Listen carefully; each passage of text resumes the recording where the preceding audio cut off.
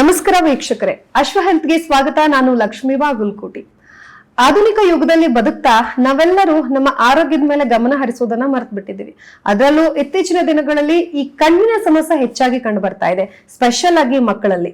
ಇನ್ನು ಎಕ್ಸಾಮ್ ಸಮಯದಲ್ಲಿ ಯಾವ ರೀತಿಯಾಗಿ ಕಣ್ಣಿನ ಸಮಸ್ಯೆ ಕಂಡು ಬರ್ತಾ ಇದೆ, ಯಾಕೆ ಈ ಸಮಸ್ಯೆ ಹೆಚ್ಚಾಗಿ ಕಂಡು ಬರ್ತಾ ಇರುವಂತದ್ದು, ಮಕ್ಕಳು ಓದೋದ್ರಿಂದನ ಅಥವಾ ಈಗ ಆನ್ಲೈನ್ ಮುಖಾಂತರವಾಗಿ ಹೆಚ್ಚಾಗಿ ಮೊಬೈಲ್ ಅನ್ನ ಬಳಕೆ ಮಾಡ್ತಾ ಇರೋದ್ರಿಂದವಾಗಿನ, ಈ ಎಲ್ಲದಕ್ಕೂ ಉತ್ತರ ಕೊಡೋದಕ್ಕೆ ನಮ್ಮೊಟ್ಟಿಗೆ ಸ್ಪೆಷಲ್ ಡಾಕ್ಟರ್ ಇದ್ದಾರೆ. ಇವರು ಮಕ್ಕಳ ಕಣ್ಣಿನ ತಜ್ಞರು, ಡಾಕ್ಟರ್ ದರ್ಶಿನಿ LM ಅಂತ. ಅವ್ರನ್ನ ಮಾತಾಡ್ಸ್ತಾ ಹೋಗೋಣ, ಈ ಎಲ್ಲಾ ಸಮಸ್ಯೆಗಳಿಗೂ ಸಹ ಪರಿಹಾರನ ಕೇಳ್ತಾ ಹೋಗೋಣ. ಹೆಲೋ ಮ್ಯಾಮ್, ಹೇಗಿದ್ದೀರಾ? ಹೆಲೋ, ಚೆನ್ನಾಗಿದ್ದೀನಿ. ಕಾರ್ಯಕ್ರಮಕ್ಕೆ ಸ್ವಾಗತ. Thank you very much. Yes ma'am, ಇತ್ತೀಚೆಗೆ ನಾವು ಎಕ್ಸಾಮ್ ಸಂದರ್ಭದಲ್ಲಿನೇ ಸಾಕಷ್ಟು ಮಕ್ಕಳಲ್ಲಿ ಕಂಡು ಬರ್ತಾ ಇರುವಂತದ್ದು ಕಣ್ಣಿನ ಸಮಸ್ಯೆ. ಯಾಕೆ ಈ ಪ್ರಾಬ್ಲಮ್ ಅಂದ್ರೆ ನಾರ್ಮಲ್ ಡೇಸ್ ಅಲ್ಲಿ ಯೂಶಲಿ ಕಂಡು ಬರುತ್ತೆ, ಬಟ್ ಎಕ್ಸಾಮ್ ಟೈಮ್ ಅಲ್ಲಿ ತಲೆನೋವು ಬರುತ್ತೆ, ಕಣ್ಣೋವು ಬರುತ್ತೆ ಅಂತ ಹೇಳ್ತಾರೆ. ಯಾಕೆ ಇದು ಎಕ್ಸಾಕ್ಟ್ ಆಗಿ ಈ ಸಮಸ್ಯೆ ಕಂಡು ಬರ್ತಾ ಇರುವಂತದ್ದು? ಸೊ ಎಕ್ಸಾಮ್ ಟೈಮಲ್ಲಿ ಚಿಕ್ಕ ಮಕ್ಕಳಿಗೆ ಯಾಕೆ ಕಣ್ಣಿನ ಸಮಸ್ಯೆ ಬರುತ್ತೆ ಅಂದ್ರೆ 2-3 ಕಾರಣಗಳಿದೆ. ಒಂದು, ಮೊದಲನೇದಾಗಿ ತುಂಬಾ ಮುಖ್ಯವಾದ ಕಾರಣ ಅಂದ್ರೆ ಮಕ್ಕಳು ಕಂಟಿನ್ಯೂಸ್ ಆಗಿ ಓದಕ್ಕೆ ಶುರು ಮಾಡಿಬಿಡ್ತಾರೆ. ಅಂದರೆ ಇಷ್ಟು ವರ್ಷ ಇಡೀ ಓದಬೇಕು, ಅದನ್ನೆಲ್ಲ ಒಂದು ತಿಂಗಳಲ್ಲಿ ಅಥವಾ ಒಂದು ವಾರದಲ್ಲಿ ಮುಗಿಸ್ಬಿಡೋಣ, ಆ ಪ್ರೆಷರ್ ಇರುತ್ತಲ್ವ ಎಕ್ಸಾಮ್ ಒಳಗೆ ಮುಗಿಸ್ಬಿಡ್ಬೇಕು ಅಂತ ಓದೋದನ್ನ. ಹಾಗಾಗಿ ಏನು ಮಾಡ್ತಾರೆ, ಎಲ್ಲ ಮಕ್ಕಳು ಎಷ್ಟೊಂದು ಎಲ್ಲ ಸಿಲೆಬಸ್ನೂ ಅವರ್ಸ್ ಟುಗೆದರ್ ಕುತ್ಕೊಂಡು ಕಂಟಿನ್ಯೂಸ್ ಆಗಿ ನಿರಂತರವಾಗಿ ಬುಕ್ಕನ್ನು ಇಟ್ಕೊಂಡು ಓದ್ತಾ ಇದ್ದಾಗ ಏನಾಗುತ್ತೆ, ಕಣ್ಣಿನ ಫೋಕಸಿಂಗ್ ಮಸಲ್ಸ್ ಅಂತ ಹೇಳ್ತೀವಿ ನಾವು. ದೂರದ್ದು ನೋಡುವಾಗ ನಮ್ಮ ಮಸಲ್ಸು ಫ್ರೀ ಆಗಿರುತ್ತೆ, ಹತ್ರದ್ದು ನೋಡುವಾಗ ನಾವು ಎಕ್ಸ್ಟ್ರಾ ಕಷ್ಟಪಡಬೇಕಾಗತ್ತೆ. ಹೇಗೆ ನಾವು ಕಂಟಿನ್ಯೂಸ್ ಆಗಿ ಓಡೋದಕ್ಕಾಗೋದಿಲ್ಲ, ನಮ್ಮ ಕಾಲಿನ ಮಸಲ್ಸ್ ಸ್ಪ್ಯಾಸಮ್ಗೆ ಒಳಗಾಗುತ್ತೆ, ಹಾಗೆ ಕಂಟಿನ್ಯೂಸ್ ಆಗಿ ಓದೋಕ್ಕೂ ಮಕ್ಕಳಿಗೆ ಬಹಳ ಕಷ್ಟ ಆಗುತ್ತೆ. ಇದನ್ನು ಎಷ್ಟೋ ಮಕ್ಕಳು ಅರ್ಥ ಮಾಡ್ಕೊಳ್ಳೋದಿಲ್ಲ. ಆ್ಯಂಡ್ ಆಲ್ಸೋ ಪೇರೆಂಟ್ಸ್ಗೂ ಇದ್ರ ಬಗ್ಗೆ ಜಾಸ್ತಿ ಮಾಹಿತಿ ಇರೋದಿಲ್ಲ ಯೂಶ್ವಲಿ. ಸೊ ನಾವೇನು ಮಾಡಬೇಕಂದ್ರೆ ಅವಾಗ ಬ್ರೇಕ್ ತೊಗೊಳ್ಬೇಕಾಗತ್ತೆ. ಸೊ ಈಗ ಕಂಟಿನ್ಯೂಸ್ ಆಗಿ ಓದೋದ್ರಿಂದ ಏನಾಗುತ್ತೆ, ಹತ್ರದೇ ನೋಡಿ ನೋಡಿ ನೋಡಿ ಸಡನ್ನಾಗಿ ದೂರದ್ದು ನೋಡಿದಾಗ ದೂರದೆಲ್ಲ ಸ್ವಲ್ಪ ಮಬ್ಬಾಗಿ ಕಾಣಿಸೋದಕ್ಕೆ ಶುರು ಆಗುತ್ತೆ.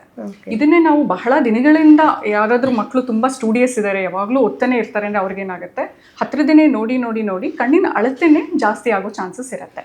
ಕಣ್ಣಿನ ಅಳತೆ ಜಾಸ್ತಿ ಆದಾಗ ಇದನ್ನು ನಾವು ದೂರದೃಷ್ಟಿ ದೋಷ ಅಥವಾ ಮಯೋಪಿಯಾ ಅಂತ ಹೇಳ್ತೀವಿ. ಅಂದರೆ ಹತ್ರದ ಚೆನ್ನಾಗಿ ಕಾಣುತ್ತೆ, ಕಣ್ಣಿನ ಅಳತೆ ಈಗ ಹೆಚ್ಚಾಗಿರೋದ್ರಿಂದ ದೂರದ ಸ್ವಲ್ಪ ಬ್ಲರ್ ಆಗುತ್ತೆ, ಹತ್ರದ್ದು ಪರವಾಗಿಲ್ಲ ಮ್ಯಾನೇಜ್ ಮಾಡ್ತಾರೆ, ಓದ್ತಾರೆ, ಈ ರೀತಿ ಆಗುತ್ತೆ. ಇಂಥ ಮಕ್ಕಳಿಗೆ ನಾವು ಗ್ಲಾಸಸ್ನ ಕೊಡಬೇಕಾಗತ್ತೆ. ಎಕ್ಸಾಮ್ ಟೈಮಲ್ಲಿ ಕಂಟಿನ್ಯೂಸ್ ಆಗಿ ಓದೋದ್ರಿಂದ ಈ ಸಮಸ್ಯೆ ಬರೋದಾದರೆ, ಈಗಿನ ಕಾಲದಲ್ಲಿ ಡಿಜಿಟಲ್ ಯುಗ ಆಗಿಬಿಟ್ಟಿದೆ, ಎಲ್ಲರೂ ಬುಕ್ಸ್ನ ಶೀಟ್ಸ್ನ ಎಲ್ಲ ಓದೋದನ್ನೆಲ್ಲ ನಿಲ್ಲಿಸ್ಬಿಟ್ಟಿದ್ದಾರೆ, ಯಾವಾಗಲೂ ಟ್ಯಾಬ್ ಮೊಬೈಲ್ ಈ ರೀತಿ ಓದ್ತಾ ಇರ್ತಾರೆ.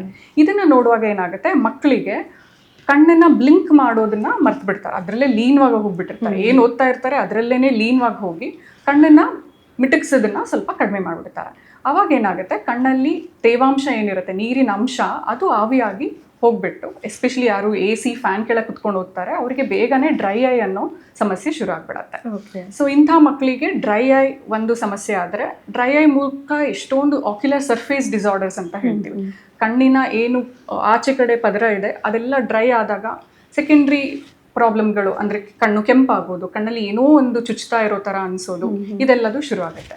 ಸೊ ಆದಷ್ಟು ನಾವು ಲುಬ್ರಿಕೇಟಿಂಗ್ ಐ ಡ್ರಾಪ್ ಅಂತ ಹೇಳ್ತೀವಿ, ಅಂದರೆ ಕಣ್ಣಿನ ತಂಪು ಮಾಡುವಂಥ ಕಣ್ಣೀರ್ ಥರದೇ ಆರ್ಟಿಫಿಷಿಯಲ್ ಟಿಯರ್ಸ್ ಸಿಗುತ್ತೆ, ಅದನ್ನು ಉಪಯೋಗಿಸ್ಕೋಬೋದು.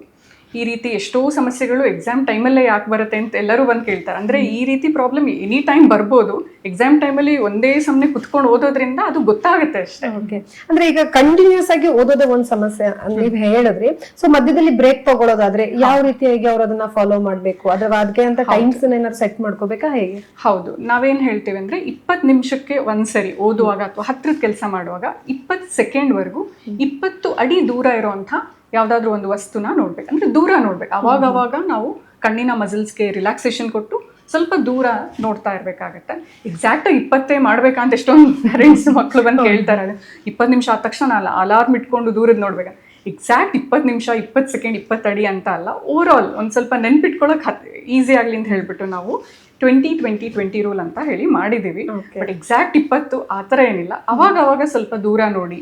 ನೀವು ಸ್ವಲ್ಪ ಓಡಾಡ್ಕೊಂಡು ಬಂದರೆ ಇನ್ನೂ ನಿಮಗೆ ಮಸಲ್ಸ್ ಎಲ್ಲ ರಿಲ್ಯಾಕ್ಸ್ ಆಗುತ್ತೆ, ಸ್ವಲ್ಪ ನಿಮಗೂ ನಿದ್ದೆ ಬರೋ ಥರ ಆಗಿದ್ರೆ ಆಕ್ಟಿವೇಟ್ ಆಗ್ತೀರಾ, ನೀವು ಸ್ವಲ್ಪ ಬ್ರೇಕ್ ಸಿಕ್ದಂಗೆ ಆಗುತ್ತೆ. ಆಮೇಲೆ ನಿಮ್ಮ ಕಾನ್ಸಂಟ್ರೇಷನ್ ಕಂಟಿನ್ಯೂಸ್ ಆಗಿ ಓದಿದ್ರೆ ನಿಮ್ಮ ಬ್ರೈನಲ್ಲಿ ATPs ಎಲ್ಲ ಖರ್ಚಾಗೋಗ್ಬಿಟ್ಟು ನಿಮಗೆ ತುಂಬಾ ಕಾನ್ಸಂಟ್ರೇಟ್ ಮಾಡೋದು ಕಷ್ಟ ಆಗುತ್ತೆ. ಕಂಟಿನ್ಯೂಸ್ ಆಗಿ ಓದಕ್ಕೆ ಯಾರಿಗೂ ಆಗಲ್ಲ. ಸೊ ನೀವು ಬ್ರೇಕ್ ತೊಗೊಂಡ್ರೆ ಸ್ವಲ್ಪ ರೀಚಾರ್ಜ್ ಆಗಿ ಮತ್ತೆ ಬಂದು ಓದಲಿಕ್ಕೆ ನಿಮಗೆ ಕಾನ್ಸಂಟ್ರೇಷನ್ ಚೆನ್ನಾಗಿ ಮಾಡ್ಬೋದು. ಸೊ ಈಗ ಮಕ್ಕಳು ಕೆಲವೊಬ್ರು ತುಂಬಾ ಟೆನ್ಷನ್ ಮಾಡ್ಕೋತಾರೆ. ಯೂಶಲಿ ಎಕ್ಸಾಮ್ ಟೈಮ್ ಅಂತಂದ್ರೆ ಎಲ್ರಿಗೂ ಟೆನ್ಷನ್ ಇದ್ದೇ ಇರುತ್ತೆ. ಸೊ ಸ್ಪೆಷಲ್ ಆಗಿ ಈಗ ಮಕ್ಕಳು ಟೆನ್ಷನ್ ಮಾಡ್ಕೊಳ್ಳೋದಕ್ಕೆ ಏನಾದ್ರು ತಲೆನೋವು ಒಂದು ಜಾಸ್ತಿ ಬರುತ್ತೆ. ಸೊ ಅದೂನು ಏನಾದ್ರು ಕಾರಣ ಆಗುತ್ತಾ ಅಥವಾ ಕಂಟಿನ್ಯೂಸ್ ಬುಕ್ ಓದೋದೇ ಒಂದು ಪ್ರಾಬ್ಲಮ್ ಆಗಿ ಕಂಡು ಬರುತ್ತಾ ಅಂತ? ಸೊ ಏನಾಗುತ್ತೆ ಅಂದ್ರೆ ಈಗ ಕಂಟಿನ್ಯೂಸ್ ಆಗಿ ಓದೋದ್ರಿಂದ ಬರೀ ಅದೇ ದೂರದ್ದು ಸ್ಪಾಸಮ್ ಆಗ್ಬಿಟ್ಟು ದೂರದ್ದು ಕಾಣೋದು ಅಥವಾ ಡ್ರೈ ಐ ಅಷ್ಟೇ ಸಮಸ್ಯೆ ಅಲ್ಲ. ಸ್ವಲ್ಪ ಏನಾದ್ರೂ ಪವರ್ ಇದ್ದು ಅವರು ಹಾಕೋತಾ ಇಲ್ಲ ಗ್ಲಾಸಸ್ ಅಂದ್ರೆ ಏನಾಗುತ್ತೆ, ಕಣ್ಣಿಗೆ ಸ್ಟ್ರೇನ್ ಆಗುತ್ತೆ. ಅದು ಯೂಶಲಿ ಬೇರೆ ಟೈಮಲ್ಲಿ ಗೊತ್ತಾಗೋದಿಲ್ಲ, ಅಂದ್ರೆ ಅವ್ರು ಅಷ್ಟು ಕಷ್ಟ ಪಡೋದಿಲ್ಲ. ಅಂದ್ರೆ ಮೊದಲೇ ಕನ್ನಡಕ ಬೇಕಿರೋದನ್ನ ಹಾಕೋತಾ ಇಲ್ಲ, ಅದಲ್ದಲ್ಲೇ ಕಣ್ಣಿಗೆ ಎಕ್ಸ್ಟ್ರಾ ಎಫರ್ಟ್ ಕೊಡ್ತಾ ಇದ್ದೀರಾ ನೀವು ತುಂಬಾ ಹತ್ರದ ನೋಡಿ ನೋಡಿ. ಆಗ ಏನಾಗುತ್ತೆ, ಯಾರು ಕನ್ನಡಕ ಹಾಕ್ತಾ ಇಲ್ಲ ಅಥವಾ ಬೇರೆ ಏನಾದ್ರೂ ಫೋಕಸಿಂಗ್ ಪ್ರಾಬ್ಲಮ್ ಆಲ್ರೆಡಿ ಇದೆ, ಅವರಿಗೆ ಈ ಟೈಮಲ್ಲಿ ಇನ್ನ ದೊಡ್ಡದಾಗಿ ಕಾಣಿಸ್ಕೊಳ್ತಾ ಹೋಗುತ್ತೆ. ಅದು ತಲೆನೋವು ಇರ್ಬೋದು, ಇಲ್ಲ ಐ ಬ್ರೋ ಏಕ್ ಅಂತ ಹೇಳ್ತೀವಿ, ಅಂದ್ರೆ ನಮ್ಮ ಹುಬ್ಬು ನೋವು ಬರೋಕ್ ಶುರು ಆಗ್ಬೋದು. ಕಣ್ಣಿನ ಸುತ್ತಮುತ್ತ ಎಲ್ಲ ಒಂದ್ ಅರ್ಧ ಗಂಟೆ 1 hour ಓದ್ತಿದ್ದಂಗೆನೆ ಶುರು ಆಗುತ್ತೆ. ಕಣ್ಣಲ್ಲಿ ನೀರು ಬರೋದು, ಕಣ್ಣು ಸ್ಟ್ರೇನ್ ಆಗಿ ತಲೆನೋವು ಬರೋದು, ಕಣ್ಣೋವು ಬರೋದು, ಈ ರೀತಿ ಎಲ್ಲ ಸಮಸ್ಯೆಗಳು ಶುರು ಆಗುತ್ತೆ. ಇದನ್ನ ನಾವು ಆಸ್ಥಿನೋಪಿಕ್ ಸಿಂಪ್ಟಮ್ಸ್ ಅಂತ ಹೇಳ್ತೀವಿ. ಅಂದ್ರೆ ಇದು ಬರೀ ದೂರದ ದೃಷ್ಟಿ ರಿಲೇಟೆಡ್ ಅಲ್ಲ, ಬಟ್ ಬೇರೆ ತರಹದ ಸಮಸ್ಯೆಗಳು. ಯಾರಿಗೆ ಕನ್ನಡಕ ಇದೆ ಆದ್ರೂ ಹಾಕೋತಾ ಇಲ್ಲ ಅಥವಾ ಕಣ್ಣಿಗೆ ಎಕ್ಸ್ಟ್ರಾ ಸ್ಟ್ರೈನ್ ಆಗ್ತಿದೆ, ಅವರು ನಿರಂತರವಾಗಿ ಎಕ್ಸ್ಟ್ರಾ ವರ್ಕ್ ಮಾಡಿದ್ರೆ ಕಣ್ಣಿಂದು, ಆವಾಗ ಈ ರೀತಿ ಸಮಸ್ಯೆಗಳು ಕಂಡು ಬರುತ್ತೆ. ತಲೆನೋವಿಗೆ ನಾನು ಇನ್ನೊಂದು ಏನು ಕಾರಣ ಇರ್ಬೋದು ಅಂದರೆ, ತಲೆನೋವು ಯಾಕೆ ಬರ್ಬೋದು, ಒಂದು ಟೆನ್ಷನ್ ಹೆಡೇಕ್ ಅಂತ ಹೇಳ್ತೀವಿ. That is the most common form of headache. ಅಂದರೆ ಮಕ್ಕಳಿಗೆ ಏನಾಗುತ್ತೆ, ಎಕ್ಸಾಮ್ ಅಂತಿದ್ದಂಗೆ ಒಳಗಿಂದ ಸ್ವಲ್ಪ ಭಯ ಇರುತ್ತೆ, ಟೆನ್ಷನ್ ಇರುತ್ತೆ, ತುಂಬ ಎಕ್ಸ್ಪೆಕ್ಟೇಷನ್ ಇರುತ್ತೆ, ಚೆನ್ನಾಗಿ ಮಾಡಲೇಬೇಕು, ಪೇರೆಂಟ್ಸೂ ಹೇಳಿರ್ತಾರೆ, ಟೀಚರ್ಸೂ ಹೇಳಿರ್ತಾರೆ, ಚೆನ್ನಾಗಿ ಎಕ್ಸಾಮಲ್ಲಿ ಪರ್ಫಾರ್ಮ್ ಮಾಡಲೇಬೇಕು, ಈ ರೀತಿ ಎಲ್ಲ ಇರುತ್ತೆ. ಸೊ ಹಾಗಾಗಿ ಒಂದು ಟೆನ್ಷನ್ಗೆ ಹೆಡೇಕ್ ಬರ್ಬೋದು. ಇಲ್ಲ ನಾನು ಹೇಳ್ದಂತೆ ಕಂಟಿನ್ಯೂಸ್ ಆಗಿ ಓದೋದ್ರಿಂದ ಕಣ್ಣಿನ ಮಸಲ್ ಸ್ಪಾಸಮ್ ಆಗಿ ಹೆಡೇಕ್ ಬರ್ಬೋದು. ಅಥವಾ ರಾತ್ರಿ ಇಡೀ ನಿದ್ದೆಗೆಟ್ಬಿಡ್ತಾರೆ. ಒಂದೊಂದ್ಸರಿ ಏನಾಗುತ್ತೆ, ಮಕ್ಕಳಿಗೆ ಸಿಲೆಬಸ್ ಜಾಸ್ತಿ ಇದೆ, ಕವರ್ ಮಾಡೋಕ್ಕೆ ಟೈಮ್ ಕಡಿಮೆ ಇದೆ ಅಂದಾಗ ರಾತ್ರಿ ಇಡೀ ಓದ್ಬಿಡೋದು, ಈ ರೀತಿ ಮಾಡ್ತಾರೆ. ನಿದ್ದೆಗೆಟ್ಟಾಗಲೂ ಕೂಡ ತಲೆನೋವು ಬರೋವಂಥ ಚಾನ್ಸಸ್ ಇರುತ್ತೆ. ನಿದ್ದೆ ಅಂತೂ ಯಾವತ್ತೂ ಕಳ್ಕೋಬಾರ್ದು, ಏಕೆಂದರೆ ನಾವು ನಿದ್ದೆ ಬಹಳ ಮುಖ್ಯ. ನಾವು ನಿದ್ದೆ ಮಾಡಿದಾಗ್ಲೇ ನಮಗೆ ನಾವು ಓದಿದ್ದೆಲ್ಲನೂ ನಮ್ಮ ನಿದ್ದೆಯಲ್ಲಿ ಏನೇನಾಗುತ್ತೆ ಅಂತ ನಾನು ಫಸ್ಟ್ ಹೇಳ್ತೀನಿ. ಬಹಳ ಮುಖ್ಯ. ಹೇಗೆ ನಮಗೆ ಆಹಾರ, ನೀರು, ಆಕ್ಸಿಜನ್ ಮುಖ್ಯನೋ, ನಿದ್ದೆನೂ ಬಹಳ ಮುಖ್ಯ. ಬರೀ ಮನುಷ್ಯರಿಗೆಲ್ಲ, ಎಲ್ಲ ಪ್ರಾಣಿಗಳಿಗೂ ಬಹಳ ಮುಖ್ಯ. ಸೊ ನಿದ್ದೆ ಮಾಡಿದಾಗ ಏನಾಗುತ್ತೆ, ನಮ್ಮ ಇಡೀ ದಿನದಲ್ಲಿ ನಮ್ಮ ಬ್ರೈನಲ್ಲಿ ಏನು ಮೆಟಬಾಲಿಕ್ ಬೈ ಪ್ರಾಡಕ್ಟ್ಸ್ ಇರುತ್ತೆ ಅದನ್ನು ರಿಮೂವ್ ಮಾಡುವಂಥ ಪ್ರಾಸೆಸ್ ಇರೋದಿಲ್ಲ, ರಿಯಲ್ ಟೈಮಲ್ಲಿ ಇರೋದಿಲ್ಲ. ನಿದ್ದೆ ಮಾಡಿದಾಗ ಆ ಪ್ರಾಸೆಸ್ ಆಗುತ್ತೆ. ಸೊ ಇದೊಂದು ಸ್ಕ್ಯಾವೆಂಜಿಂಗ್ ಮೆಕ್ಯಾನಿಸಮ್. ಅಂದರೆ ಏನು ಡರ್ಟ್ ಎಲ್ಲ ಇರುತ್ತೆ, ಏನು ಬೇಡದೇ ಇರೋ ಅಂಶಗಳಿರುತ್ತೆ, ಅದನ್ನೆಲ್ಲ ತೆಗೆಯೋದು ನಮ್ಮ ನಿದ್ದೆ ಮಾಡೋ ಟೈಮಲ್ಲಿಂದ. ಬೇಕಿರೋ ಅಂಶಗಳನ್ನ ಲಾಂಗ್ ಟರ್ಮ್ ಮೆಮೊರಿಗೆ ಕಳಿಸುತ್ತೆ, ಬೇಡದೇ ಇರೋ ಮಾಹಿತಿಗಳನ್ನ ತೆಗೆದು ಹಾಕ್ಬಿಡುತ್ತೆ, ಡಸ್ಟ್ಬಿನ್ನಿಗೆ ಹಾಕ್ಬಿಡುತ್ತೆ. ಸೊ ನಿದ್ದೆ ಬಹಳ ಮುಖ್ಯ. ನಿದ್ದೆ ಮಾಡಿದಾಗಲೇ ನಿಮಗೆ ನೆಕ್ಸ್ಟ್ ಡೇ ನೀವು ಹೋಗಿ ಚೆನ್ನಾಗಿ ಕಾನ್ಸಂಟ್ರೇಟ್ ಮಾಡಿ, ಚೆನ್ನಾಗಿ ಫೋಕಸ್ ಮಾಡಿ ಎಕ್ಸಾಮಲ್ಲಿ ಪರ್ಫಾರ್ಮ್ ಮಾಡೋದಕ್ಕೆ ಸಾಧ್ಯ. ಓಕೆ. ಸೊ ಈಗ ಎಕ್ಸಾಮ್ ಅಂದ ತಕ್ಷಣ, ಈಗ ನೀವು ಹೇಳಿದ್ರಿ ಡಿಜಿಟಲ್ ಯುಗದಲ್ಲಿ ನಾವೆಲ್ಲ ಇದ್ದೀವಿ. ಖಂಡಿತವಾಗ್ಲೂ ಈಗಿರುವಂಥ ಸಿಚುವೇಶನ್ ಅಲ್ಲಿ ಮಕ್ಕಳು ಮೊಬೈಲ್ ಮತ್ತೆ ಲ್ಯಾಪ್ಟಾಪ್ ಮತ್ತೆ ಇನ್ನೇನು ಟ್ಯಾಬ್ ನೋಡದೆ ಅಂತೂ ಇರಕ್ಕೆ ಅಸಾಧ್ಯವಾಗಿರುವಂಥದ್ದು. ಯಾಕಂದ್ರೆ ತುಂಬಾ ಈಗ ಕ್ಲಾಸಸ್ಗಳು ಸಹ ಆನ್ಲೈನ್ ಮುಖಾಂತರವೇ ನಡೆಯುತ್ತೆ. ಸೊ ಈಗ ಅವರು ಆನ್ಲೈನ್ ಜಾಸ್ತಿ ಪ್ರಿಫರ್ ಮಾಡ್ತಾ ಇರೋದ್ರಿಂದ ಇದು ಸಹ ಎಫೆಕ್ಟ್ ಆಗುತ್ತೆ. ಇದಕ್ಕೆ ಈಗ ಶಾರ್ಟ್ ಟರ್ಮ್ ನಲ್ಲಿ ನಮ್ಗೆ ಏನಾದ್ರು ಸೊಲ್ಯೂಷನ್ ಸಿಗ್ಬೋದು ಅವ್ರಿಗೆ, ಮಕ್ಕಳಿಗಾಗಿರ್ಬೋದು, ಇನ್ಫೇರೆನ್ಸ್ಗಳಿಗಾಗಿರ್ಬೋದು, ಟೆನ್ಷನ್ ಇರುತ್ತೆ. ಸೊ ಎಕ್ಸಾಮ್ಸ್ ಮುಗಿಯೋವರೆಗೂ ಅವ್ರು ಯಾವ ರೀತಿಯಾಗಿ ಇದನ್ನ ಫಾಲೋ ಅಪ್ ಮಾಡ್ಬೋದು? ಓಕೆ. ಸೊ ನಂಗೆ ಅರ್ಥ ಆಗುತ್ತೆ, ಎಷ್ಟೊಂದು ಸ್ಕೂಲಲ್ಲೂ ಕೂಡ ಟೀಚರ್ಸ್ ಹೋಮ್ವರ್ಕ್ನ ಈ ನಡುವೆ ಕೋವಿಡ್ ನಂತರ ಏನು ಮಾಡಿಬಿಟ್ಟಿದ್ದಾರೆ, ಎಲ್ಲರಿಗೂ ಹೋಮ್ವರ್ಕ್ನ ಮೊಬೈಲಲ್ಲೇ ವಾಟ್ಸಪ್ಪಲ್ಲಿ ಕಳಿಸೋದು, ಈ ರೀತಿ ಎಲ್ಲ ಮಾಡ್ತಾ ಇದ್ದಾರೆ. ಸೊ ಇದರಿಂದ ಹೌದು ತೊಂದರೆ ಆಗುತ್ತೆ, ಆದಷ್ಟು ಅವಾಯ್ಡ್ ಮಾಡಬೇಕು. ಈಗ ಲಾಸ್ಟ್ ಮೂಮೆಂಟ್ ಎಕ್ಸಾಮ್ ಟೈಮಿಗೆ ಬಂದುಬಿಟ್ಟಿದ್ದೀವಿ, ಈಗ ಹೇಗೆ ಇದನ್ನು ಮ್ಯಾನೇಜ್ ಮಾಡ್ಬೋದು ಸ್ವಲ್ಪ ಅಂದರೆ, ಆದಷ್ಟು ಪ್ರಿಂಟ್ಔಟ್ ತೆಕ್ಕೊಳ್ಳಿ. ಹೇಗಿದ್ದರೂ ಪ್ರಿಂಟಲ್ಲಿ ನಿಮಗೆ ಬಂದುಬಿಟ್ಟಿರುತ್ತೆ ಸಾಫ್ಟ್ ಕಾಪಿ. ಸಾಧ್ಯ ಆದರೆ ನಿಮ್ಮ ಅನುಕೂಲ ಇದೆ ಅಂದರೆ ಅದನ್ನು ಹಾರ್ಡ್ ಕಾಪಿ ಫಾರ್ಮಲ್ಲಿ ಪ್ರಿಂಟ್ಔಟ್ ತೆಕ್ಕೋಬೋದು. ಅದನ್ನು ಸ್ವಲ್ಪ ಲಾರ್ಜ್ ಫಾಂಟ್ ಪ್ರಿಂಟ್ ಅಂತ ಹೇಳ್ತೀವಿ, ಸ್ವಲ್ಪ ದೊಡ್ಡದಾಗಿ ಇರೋವಂಥ ಫಾಂಟಲ್ಲಿ ಪ್ರಿಂಟ್ಔಟ್ ತೆಕ್ಕೋಬೋದು. ಇಲ್ಲ ನಮಗೆ ಸಾಧ್ಯನೇ ಇಲ್ಲ, ಪ್ರಿಂಟ್ಔಟಲ್ಲಿ ಎಷ್ಟು ಅಂತ ತೆಗಿಯೋಕ್ಕಾಗತ್ತೆ, ಇರೋ ಎಲ್ಲ ಬುಕ್ಕೇನೆ ಸಾಫ್ಟ್ ಕಾಪಿ ಫಾರ್ಮಲ್ಲಿದೆ, ನಾವು ನೋಡಲೇಬೇಕಾಗತ್ತೆ ಸ್ಕ್ರೀನ್ನ ಅಂತ ಹೇಳಿದ್ರೆ, ಒಂದು ನಿಮಗೆ ಏನು ಮಾಡ್ಬೋದು ನೀವು ಅಂದರೆ, ಇರೋದ್ರಲ್ಲೇ ದೊಡ್ಡ ಸ್ಕ್ರೀನನ್ನು ಉಪಯೋಗಿಸ್ಕೋಬೋದು. ಅಂದರೆ ನೀವು ಟ್ಯಾಬ್ ಮತ್ತು ಫೋನ್ ಬೇಡವೇ ಬೇಡ, ದೊಡ್ಡ ಸ್ಕ್ರೀನ್ ಡಿವೈಸ್ ಅಂದರೆ ಲ್ಯಾಪ್ಟಾಪ್ ಅಥವಾ ಡೆಸ್ಕ್ಟಾಪ್ ಸ್ಕ್ರೀನ್ ಏನಿದೆ ಇರೋದ್ರಲ್ಲೇ ಸ್ವಲ್ಪ ದೊಡ್ಡ ಸ್ಕ್ರೀನ್, ಸೊ ಅದನ್ನು ಉಪಯೋಗಿಸಿದ್ರೆ ಸ್ವಲ್ಪ ಒಳ್ಳೆಯದು. ಅದರಲ್ಲೂ ಫಾಂಟ್ ಸೈಜ್ ನೀವು ಅಡ್ಜಸ್ಟ್ ಮಾಡ್ಬೋದು. ಇರೋದ್ರಲ್ಲೇ ಸ್ವಲ್ಪ ದೊಡ್ಡ ಫಾಂಟ್, ತುಂಬ ದೊಡ್ಡದಿಡಿ ಅಂತ ಹೇಳ್ತಾ ಇಲ್ಲ, ನಿಮಗೂ ಓದೋದಕ್ಕೆ ತುಂಬ ನಿಧಾನ ಆಗ್ಬಿಡುತ್ತೆ ಆಮೇಲೆ. ಸೊ ಆಪ್ಟಿಮಲ್ ಸೈಜ್ನ ನೀವು ಇಡ್ಬೋದು ಫಾಂಟು.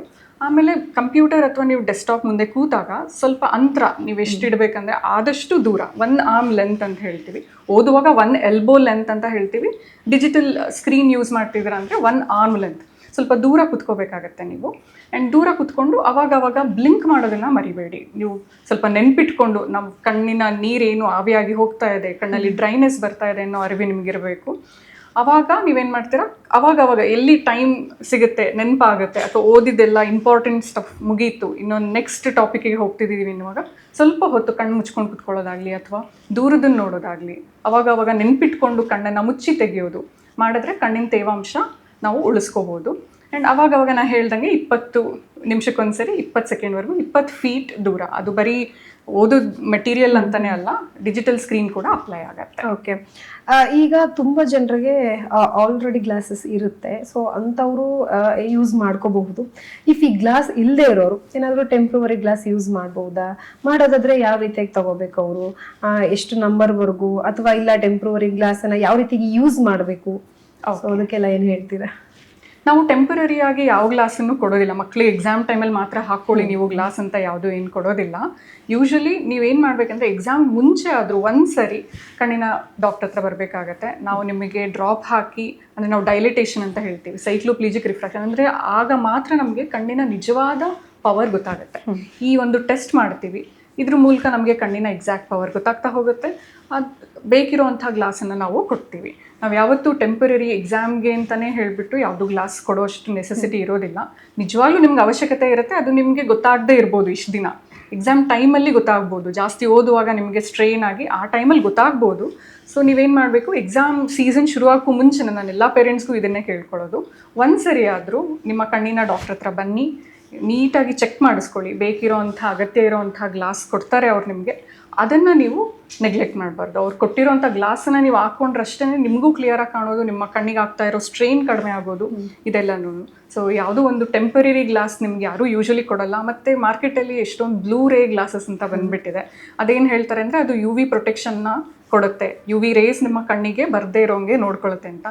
ಅದು ಏನು ನಮಗೆ ಅಷ್ಟು ಪ್ರೂಫ್ ಇಲ್ಲ, ಅದರಿಂದ ನಿಜವಾಗ್ಲೂ ಮಕ್ಕಳಿಗೆ ಕಣ್ಣಿಗೆ ಒಳ್ಳೇದಾಗ್ತಾ ಇದೆ ಅಂತ ನಮಗೇನು ಆ ರೀತಿ ಸಂಶೋಧನೆಗಳಲ್ಲಿ ರಿಸರ್ಚಲ್ಲಿ ಮಾಹಿತಿ ಏನಿಲ್ಲ.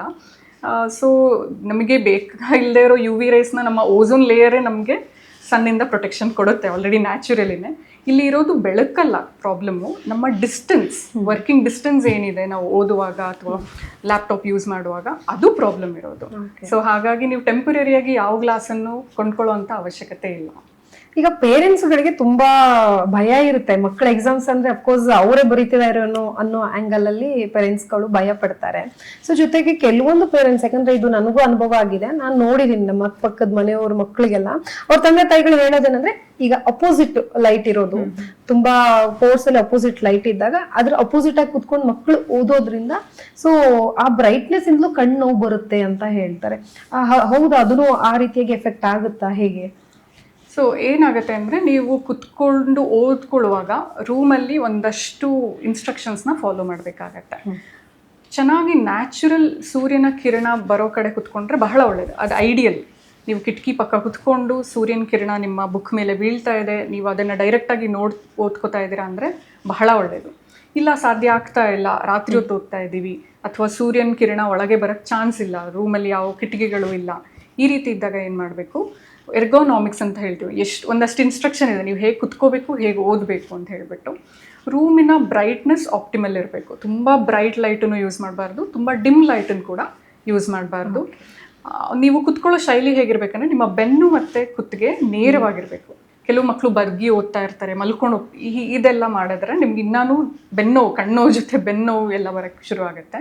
ಸೊ ನೀವು ಹೇಗೆ ಕುತ್ಕೋಬೇಕಂದ್ರೆ, ಟೇಬಲ್ ಮೇಲೆ ನೀವು ಬುಕ್ಕನ್ನು ಇಡಬೇಕು, ನೀವು ಚೇರ್ ಮೇಲೆ ಕುತ್ಕೋಬೇಕು, ಬಗ್ಗದಲ್ಲೇ ನೀವು ಓದೋಕ್ಕೆ ಶುರು ಮಾಡಬೇಕು.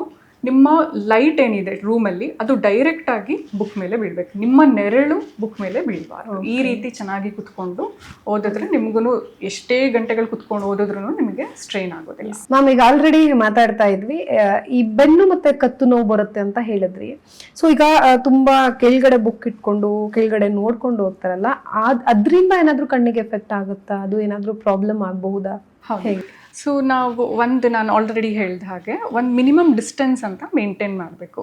ನಾವು ಎಷ್ಟು ಹತ್ತಿರ ಇಟ್ಕೋತೀವಿ ನಾವು ನೋಡೋ ವಸ್ತುನ, ಅಷ್ಟು ನಮ್ಮ ಕಣ್ಣಿಗೆ ಸ್ಟ್ರೈನ್ ಆಗ್ತಾ ಹೋಗುತ್ತೆ. ಸೊ ಆದಷ್ಟು ಮಿನಿಮಮ್ ಡಿಸ್ಟೆನ್ಸ್ 1 ಎಲ್ಬೋ, ನಿಮ್ಮ ಮೊಣಕೈ ಅಷ್ಟು ಆದರೂ ನೀವು ದೂರ ಇಟ್ಕೊಂಡು ಓದಬೇಕಾಗತ್ತೆ. ಅದು ಕಣ್ಣಿಗೆ ಡೈರೆಕ್ಟ್ ಸ್ಟ್ರೈನ್ ಆಗೋದು ಆ ವಿಚಾರ. ಆದರೆ ನೀವು ಬಹಳ ಬಗ್ಗಿ ಓದಿದ್ರೆ, ನಿಮ್ಮ ಕುತ್ತಿಗೆನ ಹಿಂಗೆ ಇಟ್ಕೊಂಡು ಓದ್ತಾ ಇದ್ರೆ ಅಥವಾ ಬೆನ್ನನ್ನು ಬಗ್ಗಿಸಿ ತುಂಬ ಓದ್ತಾ ಇದ್ರೆ ನಿಮಗೆ ಕಣ್ಣಿಗೆ ತೊಂದರೆ ಆಗಲಿಲ್ಲ ಅಂದ್ರೂ ಸ್ವಲ್ಪ ಬೆನ್ನು ನೋವು ಬರೋದು, ಕುತ್ತಿಗೆ ನೋವು ಬರೋದು, ಈ ರೀತಿ ಎಲ್ಲ ಶುರುವಾಗ್ತಾ ಹೋಗುತ್ತೆ. ಆ್ಯಂಡ್ ರಿಮೆಂಬರ್, ನೀವು ನೆಕ್ಸ್ಟ್ ಡೇ 3 ಅವರ್ ಕುತ್ಕೊಂಡು ಪರೀಕ್ಷೆ ಬೇರೆ ಬರೀಬೇಕು. ಸೊ ಅದ್ರ ಬಗ್ಗೆನೂ ನೀವು ಯೋಚನೆ ಮಾಡಬೇಕಾಗತ್ತೆ. ಹಾಗಾಗಿ ಎಷ್ಟು ರಿಲ್ಯಾಕ್ಸ್ ಮಾಡ್ತಿರೋ ಅಷ್ಟು ಒಳ್ಳೆಯದು. ಆ್ಯಂಡ್ ಮಲ್ಕೊಳ್ಳೋದು ಇನ್ನೊಂದು ರೀಸನ್ಗೆ ಅದಕ್ಕೆ ಮುಖ್ಯ ಆಗುತ್ತೆ. ಯಾವಾಗ ನಾವು ಕೂತಿದ್ದು ಓವರ್ ನೈಟ್ ಸ್ಟಡಿ ಮಾಡ್ತೀವಿ, ಮಲ್ಕೊಳ್ಳೋದೇ ಇಲ್ಲ, ನಮ್ಮ ಸ್ಪೈನಿಗೆ, ನಮ್ಮ ಬ್ಯಾಕ್ ಮಸಲ್ಸ್ಗೆಲ್ಲನೂ ನಮ್ಮ ರಿಲ್ಯಾಕ್ಸೇಷನ್ ಸಿಕ್ಕಿರೋದಿಲ್ಲ. ಸೊ ನೆಕ್ಸ್ಟ್ ಡೇ ನಿಮಗೆ ಬಹಳನೇ ಎಕ್ಸಾಮ್ ಟೈಮಲ್ಲಿ ಇಮ್ಯಾಜಿನ್ ಮಾಡ್ಕೊಳ್ಳಿ, ನಿಮ್ಗೆ ಏನಾದರೂ ನೋವಿದ್ರೆ ನಿಮಗೆ ಕಾನ್ಸಂಟ್ರೇಷನ್ ಮಾಡೋಕ್ಕೂ ಕಷ್ಟ ಆಗುತ್ತೆ. ಆ್ಯಂಡ್ ಎಷ್ಟೊತ್ತಿಗೆ ಎಕ್ಸಾಮ್ ಮುಗಿಯುತ್ತೋ ಅನ್ನೋ ರೀತಿ ಫೀಲಿಂಗ್ ಬಂದು ನೀವು ಏನು ಬರೀತಾ ಇದ್ದೀರಾ ನಿಮಗೆ ಅರಿವೇ ಇರೋದಿಲ್ಲ. ಸೊ ಆದಷ್ಟು ನೀವು ಆರೋಗ್ಯವಾಗಿದ್ದಷ್ಟು ನಿಮ್ಮ ಕಾನ್ಸಂಟ್ರೇಷನ್ ಚೆನ್ನಾಗಿರುತ್ತೆ, ನಿಮ್ಮ ಪರ್ಫಾರ್ಮೆನ್ಸ್ ಚೆನ್ನಾಗಿರುತ್ತೆ ಎಕ್ಸಾಮಲ್ಲಿ. ಓಕೆ, ಈಗ ಎಕ್ಸಾಮ್ಸ್ ಟೈಮಲ್ಲಿ ತುಂಬ ಜನ ಮಕ್ಕಳಿಗೆ ಕಣ್ಣಲ್ಲಿ ನೀರು ಬರುತ್ತೆ. ಸ್ವಲ್ಪ ಬಿಸಿಲಿಗೆ ಹೋದ್ರೂ ಕಣ್ಣಲ್ಲಿ ನೀರು ಬರುತ್ತೆ, ಏನೋ ಒಂದು ನೋಡಿದ್ರು ಕಣ್ಣಲ್ಲಿ ನೀರು ಬರುತ್ತೆ. ಅದೇನೋ ಅದು ಬೈ ಬರ್ತ್ ಪ್ರಾಬ್ಲಮ್ ಇರುತ್ತಾ ಅಥವಾ ಯಾವ ಕಾರಣಕ್ಕೆ ಆ ಪ್ರಾಬ್ಲಮ್ ಕಂಡು ಬರುತ್ತೆ? ಸ್ಪೆಷಲ್ ಆಗಿ ಎಕ್ಸಾಮ್ ಟೈಮಲ್ಲಿ ಕಂಡು ಬರುತ್ತೆ, ಯಾಕೆ? ಅದಕ್ಕೇನು ಪರಿಹಾರನೇ ಇಲ್ವಾ, ಹೇಗೆ? ಸೊ ಎಕ್ಸಾಮ್ ಟೈಮಲ್ಲಿ ಕಣ್ಣಲ್ಲಿ ನೀರು ಬರುತ್ತೆ ಅಂತ ಅಲ್ಲ, ಆ ಪ್ರಾಬ್ಲಮ್ ಮುಂಚೆನೇ ಇರುತ್ತೆ, ಅದು ಎಕ್ಸಾಮ್ ಟೈಮಲ್ಲಿ ಸ್ವಲ್ಪ ಅಗ್ರಿವೇಟ್ ಆಗುತ್ತೆ ಅಷ್ಟೇ. ಅಂದರೆ ಅವ್ರಿಗೆ ಆಲ್ರೆಡಿ ಕಣ್ಣಲ್ಲಿ ಟಿಯರ್ ಸೆಕ್ರೀಷನ್ ಪ್ರಾಬ್ಲಮ್ ಇರ್ಬೋದು. ಅಂದರೆ ನಮ್ಮ ಕಣ್ಣೀರೇನು ಬರೀ ನಾವು ಅಳುವಾಗ ಬರೋದಿಲ್ಲ, ಕಣ್ಣೀರು ಯಾವಾಗಲೂ ಬರುತ್ತೆ. ಕಣ್ಣನ್ನು ಕರಿಗುಡ್ಡೆನ ತೇವಾಂಶದಲ್ಲಿ ಇರೋದಕ್ಕೇ ಕಣ್ಣೀರು ಅಂತ ಹೇಳಿ ಪ್ರೊಡ್ಯೂಸ್ ಆಗುತ್ತೆ. ಅದು ನಾವು ಏನಾದರೂ ಎಮೋಷ್ನಲಿ ಹೈ ಸ್ಟೇಟ್, ಏನಾದರೂ ತುಂಬ ದುಃಖದಲ್ಲಿದ್ದಾಗೆಲ್ಲ ಸ್ವಲ್ಪ ಎಕ್ಸ್ಟ್ರಾ ಸೆಕ್ರೀಟ್ ಆಗುತ್ತೆ. ಸೊ ಅದು ಕಣ್ಣೀರು ಥರ ಆಚೆ ಬರುತ್ತೆ. ಬಟ್ ನಮ್ಮಲ್ಲಿ ಯಾವಾಗಲೂ ನಿರಂತರವಾಗಿ ಸೆಕ್ರೀಟ್ ಆಗ್ತಾ ಇರಬೇಕು ಕಣ್ಣಿನ ನೀರು. ಸೊ ಇದು ಯಾಕೆ ಅಂದರೆ ಕಣ್ಣಿನ ತೇವಾಂಶವನ್ನು ನಾವು ಮೇಂಟೈನ್ ಮಾಡಲಿಕ್ಕೆ. ಇದು ಏನಾದರೂ ಚಿಕ್ಕವರಿರುವಾಗಲಿಂದನೇ ಕಣ್ಣೀರನ್ನು ಪ್ರೊಡ್ಯೂಸ್ ಮಾಡುವಂಥ ಒಂದು ಗ್ಲ್ಯಾಂಡ್ ಇರುತ್ತೆ, ಗ್ರಂಥಿ ಇರುತ್ತೆ ನಮ್ಮ ಕಣ್ಣಲ್ಲಿ, ಅದನ್ನು ಲ್ಯಾಕ್ರಿಮಲ್ ಗ್ಲ್ಯಾಂಡ್ ಅಂತ ಹೇಳ್ತೀವಿ. ಅದು ಏನಾದರೂ ಸಮಸ್ಯೆಗೊಳಗಾಗಿ ಕಣ್ಣಿನ ನೀರನ್ನು ಪ್ರೊಡಕ್ಷನ್ನೇ ಕಡಿಮೆ ಆದರೆ ಕಣ್ಣಲ್ಲಿ ಡ್ರೈ ಐ ಅಂತ ಉಂಟಾಗುತ್ತೆ. ಡ್ರೈ ಐ ಆದಾಗ ಏನಾಗುತ್ತೆ, ಬ್ರೈನ್ ನಮ್ಮ ಕಣ್ಣಿಗೆ ಹೇಳುತ್ತೆ, ಓ ಕಣ್ಣಲ್ಲಿ ಸ್ವಲ್ಪ ತೇವಾಂಶ ಕಡಿಮೆ ಆಗಿದೆ, ನೀನು ಹೆಚ್ಚು ನೀರನ್ನು ಪ್ರೊಡ್ಯೂಸ್ ಮಾಡಬೇಕು ಅಂತ. ರಿಫ್ಲೆಕ್ಸ್ ಟಿಯರಿಂಗ್ ಅಂತ ಹೇಳ್ತೀವಿ. ಸೊ ಹೆಚ್ಚು ನೀರು ಆವಾಗ ಬರ್ತಾ ಹೋಗುತ್ತೆ. ಅದೊಂದು ಸಮಸ್ಯೆ. ಆದರೆ ಕಣ್ಣೀರು ಬಹಳಷ್ಟು ರೀಸನ್ಸ್ಗೆ ಬರ್ಬೋದು. ಒಂದು ಅಲರ್ಜಿಕ್ ಕಂಜಂಕ್ಟಿವೈಟಿಸ್ ಅಂತ ಹೇಳ್ತೀವಿ. ಕೆಲವು ಮಕ್ಕಳಿಗೆ ಧೂಳಿಗೆ ಹೋದ್ರೇ ಸಾಕು ಕಣ್ಣಲ್ಲಿ ಎಲ್ಲ ರಿಯಾಕ್ಷನ್ ಶುರು ಆಗಿಬಿಡುತ್ತೆ. ಅವರು ಸ್ವಲ್ಪ ಎಕ್ಸ್ಟ್ರಾ ಸೆನ್ಸಿಟಿವ್ ಇರ್ತಾರೆ, ಡಸ್ಟ್ಗಿರ್ಬೋದು ಅಥವಾ ಧೂಳು, ಏನೇನು ಎನ್ವಿರಾನ್ಮೆಂಟಲಿ ಡಸ್ಟ್ ಪಾರ್ಟಿಕಲ್ಸ್ ಇರುತ್ತೆ, ಸ್ಮೋಕ್ ಪಾರ್ಟಿಕಲ್ಸ್ ಇರುತ್ತೆ, ಪಲ್ಯೂಷನ್ ಕಾಸಿಂಗ್ ಏಜೆಂಟ್ಸ್ ಇರುತ್ತೆ, ಪೋಲಿನ್ ಗ್ರೇನ್ಸ್ ಇರುತ್ತೆ. ಇದೆಲ್ಲ ಕೆಲವು ಮಕ್ಕಳಿಗೆ ಅದನ್ನು ಕಂಡ್ರೇ ಆಗಲ್ಲ. ನಮ್ಮ ಹೇಳ್ತೀವಲ್ಲ, ಅದು ಕಂಡ್ರೇ ಆಗಲ್ಲ, ನಂಗೆ ಅಲರ್ಜಿ ಅದು ಕಂಡ್ರೆ ಅಂತ. ಸೊ ಇದು ಡಸ್ಟ್ ಅಲರ್ಜಿ ಅಂತ ಹೇಳ್ತೀವಿ. ಸೊ ಈ ರೀತಿ ಇದ್ದಾಗ್ಲೂ ಕಣ್ಣಲ್ಲಿ ನೀರು ಬರುತ್ತೆ. ಅದು ಬೇರೆ ಟೈಮಲ್ಲಿ ಗೊತ್ತಾಗಿರೋದಿಲ್ಲ ಅಥವಾ ಅದನ್ನು ಸ್ವಲ್ಪ ಇಗ್ನೋರ್ ಮಾಡಿರ್ತಾರೆ, ಅದು ಹಂಗೆ ಸರಿ ಹೋಗ್ತಾ ಇರುತ್ತೆ, ಸಮಸ್ಯೆ ಇದ್ರೂ ಅದು ಗೊತ್ತಾಗಿರೋದಿಲ್ಲ. ಎಕ್ಸಾಮ್ ಟೈಮಲ್ಲಿ ಏನಾಗುತ್ತೆ, ಇದೆಲ್ಲ ಒಟ್ಟಿಗೆನೆ ನೀವು ಕಣ್ಣಿಗೆ ಇನ್ನೊಂದಷ್ಟು ಸ್ಟ್ರೈನ್ ಹಾಕೋದ್ರಿಂದ ಇರೋ ಸಮಸ್ಯೆಗಳು ಇಲ್ಲ ಉಲ್ಬಣ ಆಗ್ಬೋದು, ಅಥವಾ ಇರೋ ಸಮಸ್ಯೆ ಇಷ್ಟು ದಿನ ಗೊತ್ತಾಗಿರಲಿಲ್ಲ, ಈಗ ಜಾಸ್ತಿ ಅದ್ರ ಕಡೆ ಕಾನ್ಸಂಟ್ರೇಷನ್ ಬಂದಿರುತ್ತೆ. ಈಗ ನಮ್ಮ ಕಣ್ಣಿಗೂ ಆಹಾರಕ್ಕೂ ಸಂಬಂಧ ಇದ್ದೇ ಇದೆ. ಸೊ ಸ್ಪೆಷಲ್ ಆಗಿ ಈಗ ಪ್ರೆಸೆಂಟ್ ದಿನಗಳಲ್ಲಿ ನಾವು ನೋಡೋದಾದ್ರೆ ಜಾಸ್ತಿ ಹೊರಗಡೆ ಫುಡ್ ತಿಂತಾರೆ, ಜಂಕ್ ಫುಡ್ ತಿಂತಾರೆ, ಆಯಿಲಿ ಫುಡ್ ಜಾಸ್ತಿ ತಿಂತಾರೆ ಮಕ್ಕಳು. ಸೊ ಈ ಎಕ್ಸಾಮ್ ಟೈಮಲ್ಲೂ ಸಹ ಏನಾದರೂ ಅವರು ಆಹಾರದಲ್ಲಿ ಏನಾದರೂ ಚೇಂಜಸ್ ಮಾಡ್ಕೋಬೇಕಾ, ಇಲ್ಲ ಯಾವ ರೀತಿಯಾಗಿ ಡೈಲಿ ಯಾವ ರೀತಿ ಇರುತ್ತೆ ಸೊ ಅದನ್ನೇ ಕಂಟಿನ್ಯೂ ಮಾಡ್ಕೊಡೋದು ಬೆಟರಾ, ಹೇಗೆ? ಸೊ ನಾವು ಮಕ್ಕಳಿಗೆ ಹೇಳೋದು ಹೆಲ್ದಿ ಬ್ಯಾಲೆನ್ಸ್ ಡಯಟ್ ಅಂತ. ಅಂದರೆ ನಿಮ್ಮ ಊಟದಲ್ಲಿ ಎಲ್ಲ ಇರಬೇಕು, ಕಾರ್ಬೋಹೈಡ್ರೇಟ್ಸ್ ಎಷ್ಟಿರಬೇಕು ಅಷ್ಟಿರಬೇಕು, ಪ್ರೋಟೀನ್ಸ್ ಇರಬೇಕು, ಫ್ಯಾಟ್ಸ್ ಇರಬೇಕು, ಎಲ್ಲದೂ. ಆಮೇಲೆ ವಿಟಮಿನ್ಸ್ ಆ್ಯಂಡ್ ಮಿನರಲ್ಸ್ ಅಂತ ಹೇಳ್ತೀವಿ, ಅದೆಲ್ಲ ವೆಜಿಟೇಬಲ್ಸಿಂದ, ಫ್ರೂಟ್ಸಿಂದ ಬರೋವಂಥದ್ದು. ಬರೀ ಎಕ್ಸಾಮ್ ಟೈಮಲ್ಲಿ ಆಹಾರನ ನೀವು ತುಂಬ ಚೆನ್ನಾಗಿ ತಿನ್ನಬೇಕು ಅಂತ ನಾವು ಹೇಳ್ತಾ ಇಲ್ಲ. ನಿರಂತರವಾಗಿ ನೀವು ಹೆಲ್ದಿ ಬ್ಯಾಲೆನ್ಸ್ ಡಯಟನ್ನೇ ತಗೋಬೇಕಾಗತ್ತೆ. ಆದರೆ ಎಕ್ಸಾಮ್ ಟೈಮಲ್ಲಿ ಸ್ವಲ್ಪ ಹೆಚ್ಚು ಕಾಳಜಿ ಯಾಕೆ ವಹಿಸಬೇಕಂದ್ರೆ, ನೀವೇನಾದರೂ ಅಪ್ಪಿತಪ್ಪಿ ಕಾಯಿಲೆ ಬಿದ್ದರೆ ನಿಮ್ಮ ಎಕ್ಸಾಮ್ ಅಟೆಂಡ್ ಮಾಡೋಕ್ಕೂ ಕಷ್ಟ ಆಗುತ್ತೆ. ಆಮೇಲೆ ಓದೋ ಟೈಮಲ್ಲಿ ನೀವು ಪ್ರಿಪರೇಷನ್ ಫೇಸಲ್ಲಿ ನೀವು ಕಾಯಿಲೆ ಬಿದ್ದರೆ ನಿಮ್ಮ ಎಕ್ಸಾಮ್ ಪರ್ಫಾರ್ಮೆನ್ಸ್ ಕೂಡ ಕಡಿಮೆ ಆಗ್ತಾ ಹೋಗುತ್ತೆ. ಸೊ ನಾವು ಹೇಳೋದು ಒಂದು ಹೆಲ್ದಿ ಬ್ಯಾಲೆನ್ಸ್ ಡಯಟ್ ಆದರೆ, ಅಂದರೆ ಎಲ್ಲ ಇರಬೇಕು. ನಿಮಗೆ ನಿಮ್ಮ ತಾಯಿಯವರು ಮನೇಲಿ ಏನು ಮಾಡಿ ಕೊಡ್ತಾರಲ್ಲ ಅದು ಪರ್ಫೆಕ್ಟ್ ಆಗಿದೆ. ಈಗ ನೋಡಿ, ಚಪಾತಿ ಜೊತೆ ಪಲ್ಯ ಅಂತೀವಿ, ಆ ಚಪಾತಿ ಪೂರ್ತಿ ಕಾರ್ಬೋಹೈಡ್ರೇಟ್ಸ್ ಆದರೆ ಪಲ್ಯದಲ್ಲಿ ಇಲ್ಲ ಪಲ್ಸಸ್ ಅಂತ ಹೇಳ್ತೀವಿ, ಕಾಳುಗಳಿರುತ್ತೆ, ಇಲ್ಲಾಂದರೆ ತರಕಾರಿ ಇರುತ್ತೆ, ಅದೆಲ್ಲ ವೈಟಮಿನ್ಸ್ ಮಿನರಲ್ಸ್ ಕೊಡುತ್ತೆ. ಈಗ ರೈಸ್ ಆ್ಯಂಡ್ ದಾಲ್, ಅನ್ನ ಮತ್ತು ಸಾರು ತಿಂದ್ರೂ ಅನ್ನದಲ್ಲಿ ಕಾರ್ಬೋಹೈಡ್ರೇಟ್ಸ್ ಇರುತ್ತೆ, ದಾಲಲ್ಲಿ ಪ್ರೋಟೀನ್ಸ್ ಇರುತ್ತೆ. ಹಾಗೆ ಎಷ್ಟು ಚೆನ್ನಾಗಿ ನಮ್ಮ ಹಿರಿಯರು ಆಲ್ರೆಡಿ ಬ್ಯಾಲೆನ್ಸ್ ಮಾಡಿ ಕೊಟ್ಬಿಟ್ಟಿದ್ದಾರೆ ನಿಮಗೆ ರೆಸಿಪಿನ. ಸೊ ಅದನ್ನು ಫಾಲೋ ಮಾಡಿದ್ರೆ ತುಂಬ ಒಳ್ಳೆಯದು. ಜಂಕ್ ಫುಡ್ನ ದಯವಿಟ್ಟು ಅವಾಯ್ಡ್ ಮಾಡಿ. ಯಾಕೆಂದರೆ ಜಂಕ್ ಫುಡ್ ನಾವು ಹೈಜಿನಿಕ್ ಆಗಿರುತ್ತಾ ಇಲ್ವಾ ಅಂತ ಗ್ಯಾರಂಟಿ ಕೊಡೋಕ್ಕೆ ಬರೋದಿಲ್ಲ. ಯಾವ ನೀರಲ್ಲಿ ಪ್ರಿಪೇರ್ ಮಾಡ್ತಾ ಇರ್ತಾರೆ ಅದೆಲ್ಲನೂ ಗೊತ್ತಿರೋದಿಲ್ಲ. ಆಮೇಲೆ ನಿಮಗೂ ಎಷ್ಟೋ ದಿನಗಳ ಕಾಲ ಏನೂ ತಿಂದಲೇ ಸಡನ್ನಾಗಿ ಜಂಕ್ ಫುಡ್ಸ್ ತಿಂದಾಗ ಅದರಲ್ಲಿ ಮಸಾಲೆ ಐಟಮ್ಸ್ ಜಾಸ್ತಿ ಇರೋದ್ರಿಂದ ನಿಮಗೆ ಗ್ಯಾಸ್ಟ್ರೈಟಿಸ್ ಇರ್ಬೋದು ಅಥವಾ ಹೊಟ್ಟೆ ಬೇರೆ ಪ್ರಾಬ್ಲಮ್ಗಳು ಶುರು ಆಗಬಹುದು. ಸೊ ಆದಷ್ಟು ಜಂಕ್ ಫುಡ್ ಬೇಡ, ಬೇರೆ ದಿನಗಳಲ್ಲೂ ಬೇಡ, ಎಕ್ಸಾಮ್ ಟೈಮಲ್ಲಿ ಇನ್ನೂ ಹೆಚ್ಚು ಕಾಳಜಿ ವಹಿಸಬೇಕು. ಎಲ್ಲದಕ್ಕಿಂತ ನೀರನ್ನು ಚೆನ್ನಾಗಿ ಕುಡಿಬೇಕಾಗತ್ತೆ. 2-3 ಲೀಟ್ರ್ ನೀರನ್ನು ದಿನ ಸೇವಿಸಬೇಕಾಗತ್ತೆ. ಯಾಕೆಂದರೆ ನಾವು ಒಂದೇ ಕಡೆ ಕುತ್ಕೊಂಡು ಓದ್ಕೋತಾ ಇದ್ದಾಗ ಏನಾಗುತ್ತೆ, ಬಾಡಿಯಲ್ಲಿ ಹೀಟ್ ಜನ್ರೇಷನ್ ಆಗಿರುತ್ತೆ. ಆವಾಗ ನಮಗೆ ಡಿಹೈಡ್ರೇಷನ್, ಎಲ್ಲ ಸ್ವೆಟ್ ಆಗ್ತಾ ಇರ್ತೀವಿ, ಇಲ್ಲ ಫ್ಯಾನ್ ಕೆಳಗೆ ಕೂತಿರ್ತೀವಿ, ಅದು ಒಂದಷ್ಟು ಡಿಹೈಡ್ರೇಷನ್ನ ಉಂಟು ಮಾಡುತ್ತೆ. ಸೊ ಅದನ್ನೆಲ್ಲ ನೀವು ತಡೆಗಟ್ಟಕ್ಕೆ ಚೆನ್ನಾಗಿ ನೀರನ್ನು ಕುಡಿಬೇಕಾಗತ್ತೆ. ಸೊ ಇದು ಈಗ ನಾನು ಕೇಳೋ ಪ್ರಶ್ನೆ ಯೂಶಲಿ ಮಕ್ಕಳಿಗೆ ಮಾತ್ರ ಅಲ್ಲ, ಈ ದೊಡ್ಡವರಾಗಿರ್ಬೋದು, ಹಿರಿಯರಾಗಿರ್ಬೋದು, ಅಥವಾ ಯಾರೀಗ ಕಾಲೇಜ್ಗೆ ಹೋಗುವಂತ ಸ್ಟೂಡೆಂಟ್ಸ್ಗಳು ಏನ್ ಮಾಡ್ತಾರೆ ಅಂತಂದ್ರೆ ನಿದ್ದೆನ ಅವಾಯ್ಡ್ ಮಾಡೋಕೆ ಟೀ ಕುಡಿತಾರೆ ಹೆಚ್ಚಾಗಿ. ಇನ್ಕ್ಲೂಡಿಂಗ್ ಒಂದ್ ಕಾಲದಲ್ಲಿ ನಾವು ಎಕ್ಸಾಮ್ಸ್ ಬರೆಯುವಾಗ ನಾವು ಹಾಗೆ ಮಾಡ್ತಿದ್ವಿ. ಸೊ ಟೀ ಕುಡಿದ್ರೆ ನಿದ್ದೆ ಹೋಗುತ್ತೆ ಅಂತ ಹೇಳಿ, ಬಟ್ ಟೀ ಕುಡಿದಾದ್ಮೇಲೆ ಸ್ವಲ್ಪ ಹೊತ್ತಿಗೆ ಸ್ವಲ್ಪ ತಲೆನೋವು ಬರೋದು ಆ ತರ ಎಲ್ಲ ಫೀಲ್ ಆಗುತ್ತೆ. ಹಾಗಾದ್ರೆ ಟೀ ಕುಡಿಬಹುದಾ? ಅದು ಕಣ್ಣಿಗೇನು ಸಮಸ್ಯೆ ಮಾಡಲ್ವಾ, ಹೇಗೆ? ಸೊ ಟೀ ಅಲ್ಲಿ ಏನಿರುತ್ತೆ, ನಾವು ಕಾಫಿ ಅಥವಾ ಟೀ ಇದೆಲ್ಲ ಕೆಫಿನೇಟೆಡ್ ಡ್ರಿಂಕ್ಸ್ ಅಂತ ಹೇಳ್ತೀವಿ. ಅದರಲ್ಲಿ ಎಷ್ಟೊಂದು ಆಲ್ಕಲಾಯ್ಡ್ಸ್ ಇರುತ್ತೆ, ಅದು ಸ್ವಲ್ಪ ನಮ್ಮ ಬ್ರೈನನ್ನು ಆ್ಯಕ್ಟಿವೇಟ್ ಮಾಡುತ್ತೆ. ಸೆರೆಬ್ರೋ ಆ್ಯಕ್ಟಿವ್ ಏಜೆಂಟ್ಸ್ ಅಂತ ಹೇಳ್ತೀವಿ. ಅಂದರೆ ಹೌದು, ಸ್ವಲ್ಪ ನಿದ್ದೆ ಬರೋದಷ್ಟೇ ಅಲ್ಲ, ನಿಮ್ಮನ್ನು ಓವರಾಲ್ ಆಗಿ ಒಂದು ಸ್ವಲ್ಪ ಎಚ್ಚರಿಸುತ್ತೆ. ಅದು ಸ್ವಲ್ಪ ಆ್ಯಕ್ಟಿವೇಟ್ ಮಾಡಿ ನಿಮಗೆ ಓದೋ ಅಂಥ ಏನು ಮಟೀರಿಯಲ್ ಇರುತ್ತೆ ಅದರಲ್ಲಿ ಸ್ವಲ್ಪ ನೀವು ಕಾನ್ಸಂಟ್ರೇಷನ್ ಮಾಡಲಿ ಅನ್ನೋದನ್ನು ನೀವೆಲ್ಲ ಕಂಡಿಡ್ಕೊಂಡ್ಬಿಟ್ಟಿದ್ರೆ. ಎಷ್ಟೊಂದು ಮಕ್ಕಳು ಬರ್ತಾರೆ, ನಾವು ಬ್ಯಾಕ್ ಟು ಬ್ಯಾಕ್ ತುಂಬ ಕಾಫಿ ಕುಡಿಬೇಕನ್ಸುತ್ತೆ, ಎಷ್ಟು ಕುಡಿಬೋದು, ದಿನಕ್ಕೆ ಎಷ್ಟು ಕಪ್ ಕುಡಿಬೋದು, ಈ ರೀತಿ ಎಲ್ಲ ಕೇಳ್ತಾರೆ. ನೋಡಿ, ನೀವು ನಾರ್ಮಲಿ ಎಷ್ಟು ಕುಡಿತೀರಾ ಅಷ್ಟು ಕುಡಿದ್ರೆ ಸಾಕು. ಅಂದರೆ ದಿನಕ್ಕೆ ಬೆಳಗ್ಗೆ ಒಂದು ಸ್ವಲ್ಪ, ಸಂಜೆ ಒಂದು ಸ್ವಲ್ಪ, ಈ ರೀತಿ ಕುಡಿದ್ರೆ ಸಾಕು. ನಿದ್ದೆಗೆಡ್ಲಿಕ್ಕೋಸ್ಕರ ನೀವು ಟೀ ಕುಡಿತೀವಿ, ನಾವು 1 ಅವರ್ಗೆ ಒಂದೊಂದು ಖಾಲಿ ಮಾಡ್ತೀವಿ, ಒಂದು ಕಪ್ಪನ್ನು ನಾವು ಒಂದು ಜಗ್ಗಲ್ಲಿ ಇಟ್ಕೊಂಡ್ಬಿಟ್ಟು ಕುತ್ಕೊತಾರೆ ಎಷ್ಟೊಂದು ಮಕ್ಕಳು, ರಾತ್ರಿ ಇಡೀ ಓದಬೇಕಾಗತ್ತೆ ಅಂತ ಹೇಳ್ಬಿಟ್ಟು. ಈ ರೀತಿ ಮಾಡಿದ್ರೆ ನಿಮಗೆ ಗ್ಯಾಸ್ಟ್ರೈಟಿಸ್ ತುಂಬ ಜಾಸ್ತಿ ಆಗುತ್ತೆ. ಆಮೇಲೆ ನೀವು ರೆಸ್ಟ್ ಮಾಡಲೇಬೇಕು. ನಿಮ್ಗೆ ಆಮೇಲೆ ನಿದ್ದೆ ಮಾಡ್ಬೇಕು ಅನಿಸಿದ್ರೂ ನಿದ್ದೆ ಬರೋದಿಲ್ಲ. ನಿಮ್ಗೆ ಆಲ್ರೆಡಿ ನಿದ್ದೆಯ ಮಹತ್ವ ನಾನು ಹೇಳಿದ್ದೀನಿ. ಸೊ ಹಾಗಾಗಿ ನೀವು ನಿದ್ದೆ ಮಾಡಲಿಲ್ಲ ಅಂದರೆ ಬಹಳನೇ ಕಷ್ಟ ಆಗುತ್ತೆ. ನಿದ್ದೆಗೆಟ್ಟು ಓದೋದಂತೂ ಬೇಡವೇ ಬೇಡ. ನೀವು ಟೀಯನ್ನು ದಿನ ಎಷ್ಟು ಸೇವಿಸ್ತೀರಾ ಅಷ್ಟೇ ಎಕ್ಸಾಮ್ ಟೈಮಲ್ಲೂ ಸೇವಿಸಿದ್ರೆ ಒಳ್ಳೆಯದು. ಅದಕ್ಕಿಂತ ಹೆಚ್ಚು ಸೇವಿಸಿದ್ರೆ ನಿಮಗೆ ಡೆಫಿನೆಟ್ಲಿ ಗ್ಯಾಸ್ಟ್ರೈಟಿಸ್ ಮತ್ತು ಬೇರೆ ಥರದ ಪ್ರಾಬ್ಲಮ್ಗಳು ಶುರು ಆಗುತ್ತೆ. ಅಂದರೆ ನಿಮ್ಮ ಟೆಂಪ್ರೇಚರ್ ರೈಸ್ ಆಗೋದು, ಇದೆಲ್ಲನೂ ಸೆರೆಬ್ರೋ ಆ್ಯಕ್ಟಿವ್ ಏಜೆಂಟ್, ಸ್ವಲ್ಪ ನಿಮ್ಮನ್ನು ಯಾವಾಗಲೂ ಅಪ್ ಆ್ಯಂಡ್ ಅಬೌಟ್ ಥರ ಇಡೋವಂಥ ಮಟೀರಿಯಲ್ ಇರುತ್ತೆ, ಆಲ್ಕಲಾಯ್ಡ್ಸ್ ಇರುತ್ತೆ ಕಾಫಿ ಮತ್ತು ಟೀಯಲ್ಲಿ. ಸೊ ಎಷ್ಟು ಸೇವಿಸಬೇಕೋ ಅಷ್ಟು ಸೇವಿಸಿದ್ರೆ ಒಳ್ಳೆಯದು. ಅದಕ್ಕಿಂತ ಹೆಚ್ಚು ಸೇವಿಸಿದ್ರೆ ನಿಮ್ಗೆ ಆಮೇಲೆ ನಿದ್ದೆನೂ ಬರೋದಿಲ್ಲ, ಆಮೇಲೆ ಹಾರ್ಟ್ ರೇಟ್ ಜಾಸ್ತಿ ಆಗೋದು, ಸ್ವಲ್ಪ ನಿಮ್ಮ ಬ್ಲಡ್ ಪ್ರೆಷರ್ ಜಾಸ್ತಿ ಆಗೋದು, ನಿಮ್ಮ ಬಾಡಿ ಟೆಂಪ್ರೇಚರ್ ಜಾಸ್ತಿ ಆಗೋದು, ಈ ರೀತಿ ಎಲ್ಲ ಸೈಡ್ ಎಫೆಕ್ಟ್ ಶುರು ಆಗುತ್ತೆ. ಓಕೆ, ಈಗ ಡೈರೆಕ್ಟ್ ಪ್ರಶ್ನೆ ಏನು ಅಂತಂದ್ರೆ, ಈ ಮಕ್ಕಳು ನಿದ್ದೆ ಮಾಡೋದೇ ತುಂಬ ಕಮ್ಮಿ. ಸೊ ಅಂಥದ್ರಲ್ಲಿ ಈಗ ಎಕ್ಸಾಮ್ಸಿಗೆ ತುಂಬ ಕಡಿಮೆ ಟೈಮಲ್ಲೇ ಓದೋಕೆ ಶುರು ಮಾಡ್ತಾರೆ ಯೂಶಲಿ. ಸೊ ಹಾಗಾದರೆ ಅವ್ರಿಗೆ ಎಷ್ಟು ಹೊತ್ತು, ಈಗ ಏನು 8 ಅವರ್ಸ್ ನಿದ್ದೆ ಮಾಡೋಕ್ಕಾಗಲ್ಲ, 7 ಅವರ್ಸ್ ಆಗಲ್ಲ, ಅದಕ್ಕಿಂತ ಕಮ್ಮಿ ಮಾಡೋದಾದರೆ ಎಷ್ಟು ಅವರ್ಸು ಒಳ್ಳೆಯದು? ಓಕೆ, ಇದನ್ನು ನಾನು ಬಹಳ ಪೇರೆಂಟ್ಸ್ ಕೇಳ್ತಾರೆ ಆ್ಯಕ್ಚುಲಿ. ಯಾಕೆಂದರೆ ಅವರು ಎಷ್ಟೊಂದು ಸರಿ ಹಾಸ್ಟೆಲಲ್ಲಿರೋ ಮಕ್ಕಳಿಗೆ ಆಲ್ರೆಡಿ ರೂಲ್ಸ್ ಅಂತ ಇದ್ಬಿಡುತ್ತೆ. ನೀವು 11 ಗಂಟೆಗೂ ಮುಂಚೆ ಮಲ್ಗೋಂಗೆ ಇಲ್ಲ, ನಿಮ್ಮ ಲೈಟ್ ಆನ್ ಇರಲೇಬೇಕು, ನೀವು 5 ಗಂಟೆ ಮೇಲೆ ಎದ್ದೇಳಲೇಬೇಕು, ಈ ರೀತಿ ಎಲ್ಲ ರೂಲ್ಸ್ ಎಲ್ಲ ಮಾಡಿಬಿಟ್ಟಿರ್ತಾರೆ. ಸೊ ನಮ್ಮ ಬಾಡಿ ಕ್ಲಾಕ್ ಇರುತ್ತೆ, ಇದನ್ನು ನಾವು ಡಯರ್ನಲ್ ವೇರಿಯೇಷನ್ ಅಂತ ಹೇಳ್ತೀವಿ. ಇದು ಆಲ್ರೆಡಿ ಸೆಟ್ ಆಗಿಬಿಟ್ಟಿರುತ್ತೆ. ನಮಗೆ ಎವಲ್ಯೂಷನಿಂದನೂ ಬಂದಿರೋದು ಅದೇ ರೀತಿ. ಯಾಕೆ ಕತ್ಲಾದಾಗ ನಮಗೆ ಸ್ವಲ್ಪ ನಿದ್ದೆ ಬಂದಂಗೆ ಆಗುತ್ತೆ ಅಂದರೆ ಎನರ್ಜಿ ಕನ್ಸರ್ವ್ ಮಾಡಲಿ ಅಂತ. ಇವಾಗ ಬಂದಿದೆ ಎಲೆಕ್ಟ್ರಿಸಿಟಿ ಎಲ್ಲ. ನಾವು ಬಹಳ ಹಿಂದೆ ಈ ರೀತಿ ಎಲೆಕ್ಟ್ರಿಸಿಟಿ ಎಲ್ಲ ಇಲ್ಲದೆ ಇದ್ದಾಗ ಕತ್ಲಾದಾಗ ಏನು ಮಾಡಬೇಕು, ಹೊರಗೆ ಹೋಗೋಕ್ಕಾಗಲ್ಲ, ಯಾವ ಕೆಲಸನೂ ಮಾಡೋಕ್ಕಾಗಲ್ಲ. ಹಾಗಾಗಿ ನಮ್ಮ ಬಾಡಿಗೆ ಬೇಕಾಗಿರೋ ರೆಸ್ಟನ್ನ ನಮ್ಮ ಪ್ಲಾನೆಟ್ ರೊಟೇಷನ್ಗೆ ಅದು ಸೆಟ್ ಮಾಡ್ಕೊಂಡ್ಬಿಟ್ಟಿದೆ. ನೈಟ್ ಆದಾಗ ನಮಗೂ ಸ್ವಲ್ಪ ಇನ್ಆಕ್ಟಿವಿಟಿ ಬಂದ್ಬಿಡುತ್ತೆ, ಸ್ವಲ್ಪ ನಿದ್ದೆ ಬಂದಂಗೆ ಆಗುತ್ತೆ, ಅದು ಎನರ್ಜಿನ ಕನ್ಸರ್ವ್. ಸೊ ಇದು ಬಹಳ ನ್ಯಾಚುರಲ್ ಪ್ರೋಸೆಸ್, ಇದಾಗಲೇಬೇಕು. ಮಿನಿಮಮ್ 7 ಅವರ್ಸ್ ಎಲ್ಲರೂ ನಿದ್ದೆ ಮಾಡಬೇಕು. ಸೊ ದಟ್ ನೆಕ್ಸ್ಟ್ ಡೇ ನಿಮ್ಮ ಆಪ್ಟಿಮಲಿ ಫಂಕ್ಷನ್ ಮಾಡಬಹುದು. ಏನಾದರೂ ನೀವು ನಿದ್ದೆ ಕಡಿಮೆ ಮಾಡ್ಕೊಂಡ್ಬಿಟ್ರೆ ಡೆಫಿನೆಟ್ಲಿ ತೊಂದರೆ ಆಗುತ್ತೆ. ನಾನು ಎಲ್ಲ ಮಕ್ಕಳಿಗೂ ಹೇಳೋದಿಷ್ಟೇ, ನಾವು 10th ಸ್ಟ್ಯಾಂಡರ್ಡು PUC ಅದು ಹೆಂಗೆ ಅಷ್ಟೊಂದು ಮಲ್ಗೋಕ್ಕಾಗತ್ತೆ, ಈ ರೀತಿ ಎಲ್ಲ ಕೇಳ್ತಾರೆ. ಹೆಚ್ಚಿಗೆ ಮಲಗಿ ಅಂತ ನಾನು ಹೇಳ್ತಾ ಇಲ್ಲ, ಬಟ್ ಏನು ಮಿನಿಮಮ್ ಬೇಕು ಅದನ್ನಷ್ಟು ನೀವು ಮಲಗಲೇಬೇಕು. 7 ಅವರ್ಸ್ ಅನ್ಇಂಟರಪ್ಟೆಡ್ ಸ್ಲೀಪ್ ಅಂತ ಹೇಳ್ತೀವಿ. ಅಂದರೆ ಮಧ್ಯೆ ಎದ್ದೇಳೋದು, ಒಂದು ಸ್ವಲ್ಪ ಎಲ್ಲ ಟೆನ್ಷನ್ಗೆ ಅಲಾರ್ಮ್ ಇಟ್ಕೊಂಡ್ಬಿಟ್ಟಿರ್ತಾರೆ, 2 ಅವರ್ಸ್ ಸಾಕು ಎದ್ಬಿಡೋಣ ಓದ್ಬಿಡೋಣ ಅಂತ ಹೇಳಿ. ಮತ್ತೆ ಅಲಾರ್ಮ್ ಇಡ್ತಾರೆ, ಮಧ್ಯರಾತ್ರಿಲಿ ಎದ್ದೇಳ್ತಾರೆ, ಓದ್ತಾರೆ ಸ್ವಲ್ಪ, ಮತ್ತೆ ಮಲ್ಕೋ. ಅದು ನಿಜವಾಗ್ಲೂ ನೆನಪಿರಲ್ಲ ನಿಮಗೆ. ನೀವು ಬೇಕಾದ್ರೆ ಮರುದಿನ ಪರೀಕ್ಷೆ ಮಾಡಿ ನೋಡಿ, ನಾನು ಏನು ನಿದ್ದೆಗಣ್ಣಲ್ಲಿ ಓದಿದ್ದೆ ಇದು ನನಗೆ ನೆನಪಿದೆಯಾ ಅಂತ ಹೇಳ್ಬಿಟ್ಟು ನೀವೇ ಪರೀಕ್ಷೆ ಮಾಡ್ಕೊಳ್ಳಿ, ಡೆಫಿನೆಟ್ಲಿ ನೆನಪಿರಲ್ಲ.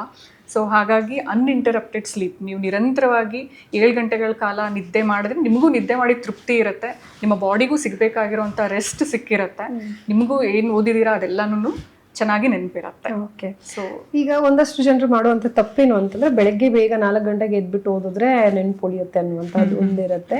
ಸೊ ರಾತ್ರಿನೂ ಲೇಟಾಗಿ ಮಲಗ್ತಾರೆ, ಬೆಳಿಗ್ಗೆನೂ ಬೇಗ ಎದ್ದು ಹೋಗ್ತಾರೆ. ಆಕ್ಚುಲಿ ಕೆಲವೊಂದಷ್ಟು ಜನರಿಗೆ ಬುಕ್ ಹಿಡಿದಾಗ ಜಾಸ್ತಿ ನಿದ್ದೆ ಬರುತ್ತೆ. ಹೌದು. ಸೊ ಅದು ಯಾವ ರೀತಿಯಾಗಿ ಪ್ರಾಬ್ಲಮ್ ಇರೋದು, ಅಥವಾ ಈಗ ಕೆಲವೊಬ್ರು ನೀರು ತಗೊಂಡು ಮುಖಕ್ಕೆ ಗುಜ್ಕೊಂಡು ನಂತರ ಓದಕ್ ಶುರು ಮಾಡ್ತಾರೆ, ಅದು ಬೆಟರ್? ನೀರು ಆ ಥರ ಕಣ್ಣಿಗೆ ಹಾಕೊಳ್ಳೋದ್ರಿಂದ ಏನಾದರೂ ಕಣ್ಣಿಗೆ ಎಫೆಕ್ಟ್ ಆಗುತ್ತಾ? ನೀವೇನಾದರೂ ಬಹಳ ಬೇಗ ಮಲಗ್ತಿದ್ದೀರಾ ಅಂದರೆ ನೀವು 4-5 ಗಂಟೆಗೆಲ್ಲ ಎದ್ದೇಳ್ಬೋದು. ಆಮೇಲೆ ನೀವು ಹೇಳಿದ ಕರೆಕ್ಟು, ಬೆಳಗ್ಗೆ ಎದ್ದಾಗ ಸ್ವಲ್ಪ ಕಾನ್ಸಂಟ್ರೇಷನ್ ಚೆನ್ನಾಗಿರುತ್ತೆ, ಓದಿದ್ದೆಲ್ಲ ಚೆನ್ನಾಗಿ ಅರ್ಥ ಆಗುತ್ತೆ, ಅದು ಕೂಡ ನಿಜ. ಯಾಕೆಂದರೆ ನೀವು ಸಂಜೆ ಆಗ್ತಿದ್ದಂಗೆ ಇಡೀ ದಿನದ್ದು ಇವೆಂಟ್ಸ್ ನಿಮ್ಮ ತಲೆಯಲ್ಲಿ ಓಡ್ತಾ ಇರುತ್ತೆ, ಅದ್ರದ್ದು ಇಫೆಕ್ಟ್ ನಿಮ್ಮ ತಲೆಯಲ್ಲಿ ಇರುತ್ತೆ, ನಿಮ್ಮ ಮೂಡ್ ಸ್ವಲ್ಪ ಆಲ್ರೆಡಿ ಚೇಂಜ್ ಆಗಿರ್ಬೋದು. ಬೆಳಗ್ಗೆ ಎದ್ದಾಗ ಏನಾಗುತ್ತೆ, ನೀವು ನೈಟ್ ಏನು ನಿದ್ದೆ ಮಾಡಿರ್ತೀರ ಅದೆಲ್ಲ ನಿಮಗೆ ಮರ್ತೋಗ್ಬಿಟ್ರೆ, ನಿಮ್ಮ ಕನಸುಗಳೂ ನಿಮ್ಗೆ 15 ನಿಮಿಷಕ್ಕಿಂತ ಹೆಚ್ಚು ನೆನಪಿರೋದಿಲ್ಲ. ಸೊ ಎಷ್ಟು ಫ್ರೆಶ್ ಆಗಿರುತ್ತೆ ನಿಮ್ಮ ಮೂಡ್ ಅಂದರೆ ನಿಮಗೆ ಏನೂ ನೆನಪಿರೋದಿಲ್ಲ, ನಿಮಗೆ ಒಂದೇ ಗುರಿ ಏನು, ಇವಾಗ ಎಕ್ಸಾಮ್ ಇದೆ ನಾನು ಓದ್ಕೋಬೇಕು. ಸೊ ಹಾಗಾಗಿ ಡಿಸ್ಟ್ರಾಕ್ಷನ್ಸ್ ಕಡಿಮೆ ಇರುತ್ತೆ, ನಿಮ್ಮ ಮೂಡ್ ಚೆನ್ನಾಗಿರುತ್ತೆ, ಮತ್ತು ನೀವು ಬೆಳಗ್ಗೆ ಎದ್ದಾಗ ನಿಮ್ಮ ಮೈಂಡು ಎಲ್ಲ ATPs ಎಲ್ಲ ಚೆನ್ನಾಗಿ ಕಲೆಕ್ಟ್ ಮಾಡಿಕೊಂಡು ತುಂಬ ಎನರ್ಜಿ ಇರುತ್ತೆ. ಸೊ ಬೆಳಗ್ಗೆ ಎದ್ದು ಓದೋದು ನಿಜವಾಗ್ಲೂ ಎಷ್ಟೋ ಮಕ್ಕಳಿಗೆ ಸಹಾಯ ಆಗಿದೆ. ಇದನ್ನು ಮಾಡ್ಬೋದು. ನೀವು ಎಷ್ಟು ಬೇಗ ಎದ್ದೇಳಬೇಕು, 3 ಗಂಟೆಗೆ ಎದ್ದೇಳ್ಬೋದು, 4 ಗಂಟೆ. ನಾನು ಕೇಳಿದ್ರೆ ನೀವು ಕರೆಕ್ಟಾಗಿ 10 ಅಥವಾ 10:30ಗೆ ಮಲಗಿಬಿಟ್ಟು 5:30-6 ಗಂಟೆಗೆ ಇದ್ದರೆ ಬಹಳ ಒಳ್ಳೆಯದು. ನೀವು ಇನ್ನೊಂದು ಕ್ವೆಶನ್ ಕೇಳಿದ್ರಿ, ಕಣ್ಣನ್ನು ಸ್ವಲ್ಪ ನಿದ್ದೆ ಹೋಗಲಿಕ್ಕೆ ನೀರು ಎರಚ್ಕೋಬೋದಾ ಮುಖಕ್ಕೆ ಅಂತ. ಸೊ ಅದನ್ನು ಮಾಡ್ಬೋದು. ನೀವು ನೀರು ಡೈರೆಕ್ಟಾಗಿ ಎರಚ್ಕೊಳ್ಳೋದ್ಕಿಂತ ಹೋಗಿ ಮುಖ ತೊಳ್ಕೊಂಬರ್ಬೋದು, ಇಲ್ಲ ಕಣ್ಣಿನ ಸ್ವಲ್ಪ ನೀವು ಓದಿದ ಮಧ್ಯೆ ಬ್ರೇಕ್ ತೊಗೊಳ್ಳುವಾಗ ಮಲಗಿ ತಣ್ಣೀರಲ್ಲಿ ಬಟ್ಟೆ ಎದ್ಬಿಟ್ಟು ಕಣ್ಮುಚ್ಚಿ ಕಣ್ಮೇಲೆ ಇಡ್ಬೋದು. ಅದು ಸ್ವಲ್ಪ ನಿಮಗೆ ತೇವಾಂಶವನ್ನು ಕೊಡುತ್ತೆ. ಓಕೆ.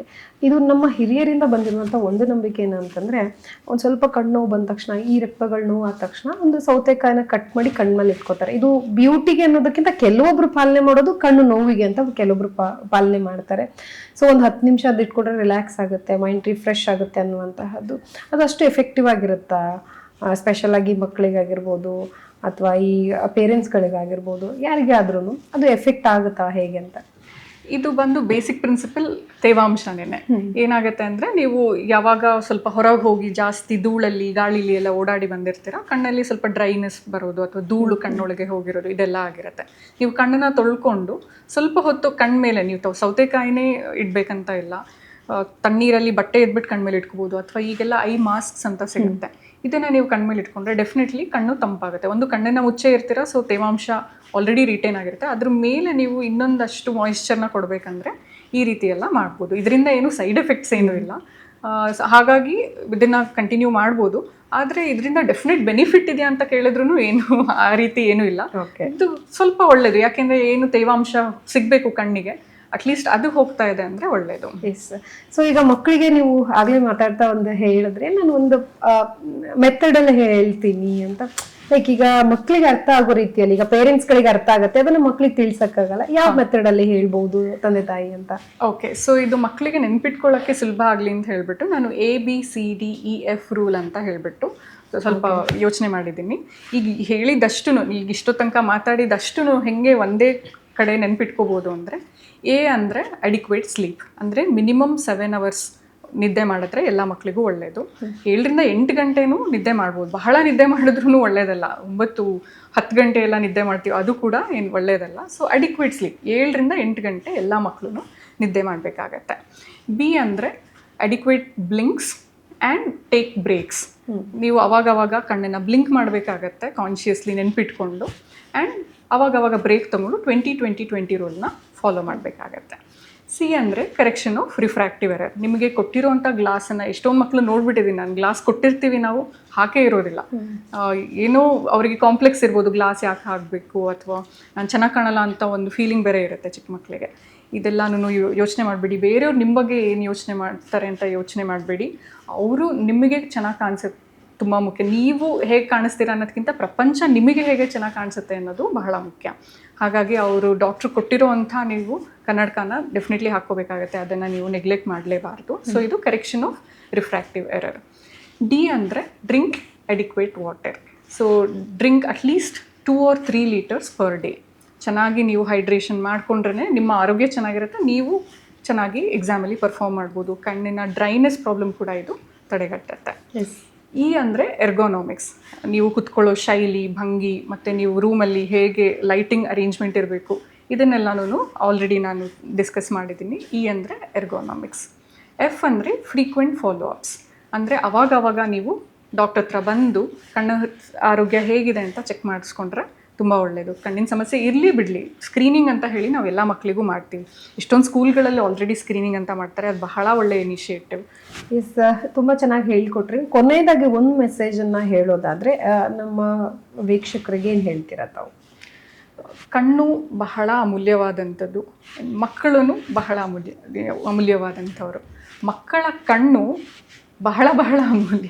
ಎಷ್ಟು ಸೆನ್ಸಿಟಿವ್ ಇರುತ್ತೆ ಅಂದರೆ ನಮ್ಮ ಮಕ್ಕಳು ಕಣ್ಣು ಒಂದು ಸ್ವಲ್ಪ ಒಳಗೆ ಹೋದ್ರೂ ಏನಾದರೂ ಫಾರಿನ್ ಬಾಡಿ ಅವ್ರಿಗೆ ಎಷ್ಟು ಹಿಂಸೆ ಆಗುತ್ತೆ ನೋಡಿಬಿಟ್ಟಿದ್ದೀವಿ. ಆಮೇಲೆ ಎಷ್ಟೋ ಮಕ್ಕಳು ಕಲಿಯೋದೇನೆ ದೃಷ್ಟಿ ಮೂಲಕ, ನೋಡಿ ಕಲಿಯೋದೇ ಜಾಸ್ತಿ. ನಾವು ಕೇಳಿ ಕಲಿಯೋದು ಅಥವಾ ಬೇರೆ ಏನಾದರೂ ಮಾಡಿ ಬೇರೆ ಸೆನ್ಸ್ ಆರ್ಗನ್ಗಿಂತ ನಾವು ನೋಡಿ ಕಲಿಯೋವಂಥದ್ದು ಜಾಸ್ತಿ ಇರುತ್ತೆ. ಹಾಗಾಗಿ ಮಕ್ಕಳ ಕಣ್ಣಿನ ಆರೋಗ್ಯನ ದಯವಿಟ್ಟು ಎಲ್ಲರೂ ಗಮನದಲ್ಲಿಟ್ಕೊಳ್ಳಿ. ಏನಾದರೂ ತೊಂದರೆ ಆದರೆ ತಕ್ಷಣವೇ ಡಾಕ್ಟರ್ ಹತ್ರ ಬನ್ನಿ. ಆ್ಯಂಡ್ ಮಕ್ಕಳು ಅಷ್ಟೇ, ಮೊಬೈಲ್ ಟಿ ವಿ ಇದು ದೊಡ್ಡ ಸಮಸ್ಯೆ ಆಗಿಬಿಟ್ಟಿದೆ ನಮಗೆ. ಮೊಬೈಲ್ ಟಿ ವಿಗೆ ಅಡಿಕ್ಷನ್ ಆಗಿಬಿಟ್ಟಿರ್ತಾರೆ. ಇದು ಒಳ್ಳೇದಲ್ವೇ ಅಲ್ಲ. ನಿಮಗೆ ಬರೀ ಕಣ್ಣಿನ ಪವರ್ ಬರೆಸ್ತಾ ಇಲ್ಲ, ಅದು ನಿಮ್ಮ ಮೆಂಟಲ್ ಹೆಲ್ತ್ ಕೂಡ ಅಫೆಕ್ಟ್ ಮಾಡ್ತಾ ಇದೆ. ನಿಮ್ಮ ಯೋಚನಾ ಶೈಲಿ ಬೇರೆ ಆಗ್ತಾ ಇದೆ. ನೀವು ಏನು ತಗೋಬೇಕು ಇಂಟರ್ನೆಟ್ಟಿಂದ ಅಥವಾ ಅದೆಲ್ಲನೂ ನಿಮಗೆ ಅರಿವು ಬರುತ್ತೆ ಒಂದು 18-20 ವರ್ಷ ಆದಮೇಲೆ, ಯಾವುದು ಒಳ್ಳೆಯದು ಯಾವುದು ಕೆಟ್ಟದ್ದು ಇದೆಲ್ಲನೂ. ಹಾಗಾಗಿ ಬರೀ ಕಣ್ಣಿಗಷ್ಟೆಲ್ಲ, ನಿಮ್ಮ ಓವರಾಲ್ ಪರ್ಸ್ನಾಲಿಟಿ ಡೆವಲಪ್ಮೆಂಟಿಗೆ ನೀವು ಸ್ವಲ್ಪ ಇಂಟರ್ನೆಟ್ಟಲ್ಲಿ ಏನು ನೋಡ್ತಿದ್ದೀರಾ ಅದನ್ನು ಗಮನ ಇಟ್ಟು ನೋಡಿದ್ರೆ ಒಳ್ಳೆಯದು. ಆದಷ್ಟು ಅವಾಯ್ಡ್ ಮಾಡಿದ್ರೆ ಇನ್ನೂ ಒಳ್ಳೆಯದು. ಹಾಗಾಗಿ ಚಿಕ್ಕ ಮಕ್ಳಿಗೆ ನಾನು ಕೇಳ್ಕೊಳ್ಳೋದು ಇಷ್ಟೇ, ಮೊಬೈಲ್ ಟಿ ವಿನ ಸ್ವಲ್ಪ ದೂರ ಇರಿ, ಹೊರಗೆ ಹೋಗಿ ನ್ಯಾಚುರಲ್ ಸನ್ಲೈಟಲ್ಲಿ ಆಟಾಡಿ. ಸೂರ್ಯನ ಕಿರಣ ಎಷ್ಟು ಒಳ್ಳೆಯದಂದರೆ ನಮಗೆ ವೈಟಮಿನ್ ಡಿ ಅನ್ನು ಕೊಡುತ್ತೆ, ನಮ್ಮ ಕಣ್ಣಿನ ಆರೋಗ್ಯನ ಕಾಪಾಡುತ್ತೆ, ಕಣ್ಣಿನ ಅಳತೆ ಜಾಸ್ತಿ ಆಗ್ದಂಗೆ ನೋಡ್ಕೊಳ್ಳುತ್ತೆ, ಪವರ್ ಬರದೇ ಇರೋಂಗೆ ನೋಡ್ಕೊಳ್ಳುತ್ತೆ. ಹಾಗಾಗಿ ಸ್ವಲ್ಪ ಹೊರಗೆ ಹೋಗಿ ಆಟಾಡೋದನ್ನು ಜಾಸ್ತಿ ಮಾಡಿ, ಮೊಬೈಲ್ ಟಿ ವಿ ಬಿಟ್ಬಿಡಿ. ಆಮೇಲೆ ಎಲ್ಲ ಸಿಲೆಬಸ್ನ ನಾವು ಹಿಂದಿನ ದಿನ ಕುತ್ಕೊಂಡು ಓದ್ತೀವಿ ಅನ್ನೋದನ್ನು ಮಾಡಬೇಡಿ. ಎಕ್ಸಾಮ್ ಟೈಮಲ್ಲಿ ಮಾತ್ರ ಓದಬೇಕಂತ ಇಲ್ಲ, ದಿನ ನೀವು 2-3 ಗಂಟೆಗಳ ಕಾಲ ಅಭ್ಯಾಸ ಮಾಡಿದ್ರೆ ನಿಮಗೆ ಎಕ್ಸಾಮ್ ಟೈಮಲ್ಲೂ ಬಹಳ ಸ್ಟ್ರೆಸ್ ಫ್ರೀ ಆಗಿರುತ್ತೆ ಮತ್ತು ನಿಮ್ಮ ಕಣ್ಣು ಮೇಲೂ ಪ್ರೆಷರ್ ಬೀಳೋದಿಲ್ಲ. Yes, thank you doctor. ತುಂಬ ಚೆನ್ನಾಗಿ ತುಂಬ ವಿಚಾರಗಳನ್ನು ನಮ್ಮ ಪ್ರೇಕ್ಷಕರು ತಿಳಿಸ್ಕೊಟ್ಟಿದ್ರೆ, ಸ್ಪೆಷಲಾಗಿ ಮಕ್ಕಳ ವಿಚಾರ, ಅದರಲ್ಲ ಎಕ್ಸಾಮ್ಸ್ ಬಗ್ಗೆ. Thank you so much. Thank you. Yes, ಇದಾಗಿತ್ತು ಎಕ್ಸಾಮ್ ಸಂದರ್ಭದಲ್ಲಿ ಮಕ್ಕಳಿಗೆ ಯಾವ ರೀತಿಯಾಗಿ ಕಣ್ಣಿನ ಸಮಸ್ಯೆ ಕಂಡು ಬರುತ್ತೆ, ಯಾವ ರೀತಿ ಎಫೆಕ್ಟ್ ಆಗುತ್ತೆ, ಈ ಎಲ್ಲದಕ್ಕೂ ತುಂಬಾ ಚೆನ್ನಾಗಿ ಏನು ಉತ್ತರವನ್ನ ಕೊಟ್ಟಿದ್ದಾರೆ ಡಾಕ್ಟರ್ ದರ್ಶಿನಿ ಅವರು. ಇದೇ ರೀತಿ ಇನ್ನಷ್ಟು ಏನು ಹೆಲ್ತ್ ವಿಚಾರವಾಗಿ ಈ ವಿಚಾರದ ಕುರಿತು ಇನ್ನಷ್ಟು ಮಾಹಿತಿಯನ್ನ ತಿಳಿಸ್ತಾ ಹೋಗ್ತೀವಿ. ಮಿಸ್ ಮಾಡದೆ ನೋಡ್ತಾ ಇರಿ ಅಶ್ವ ಹೆಲ್ತ್.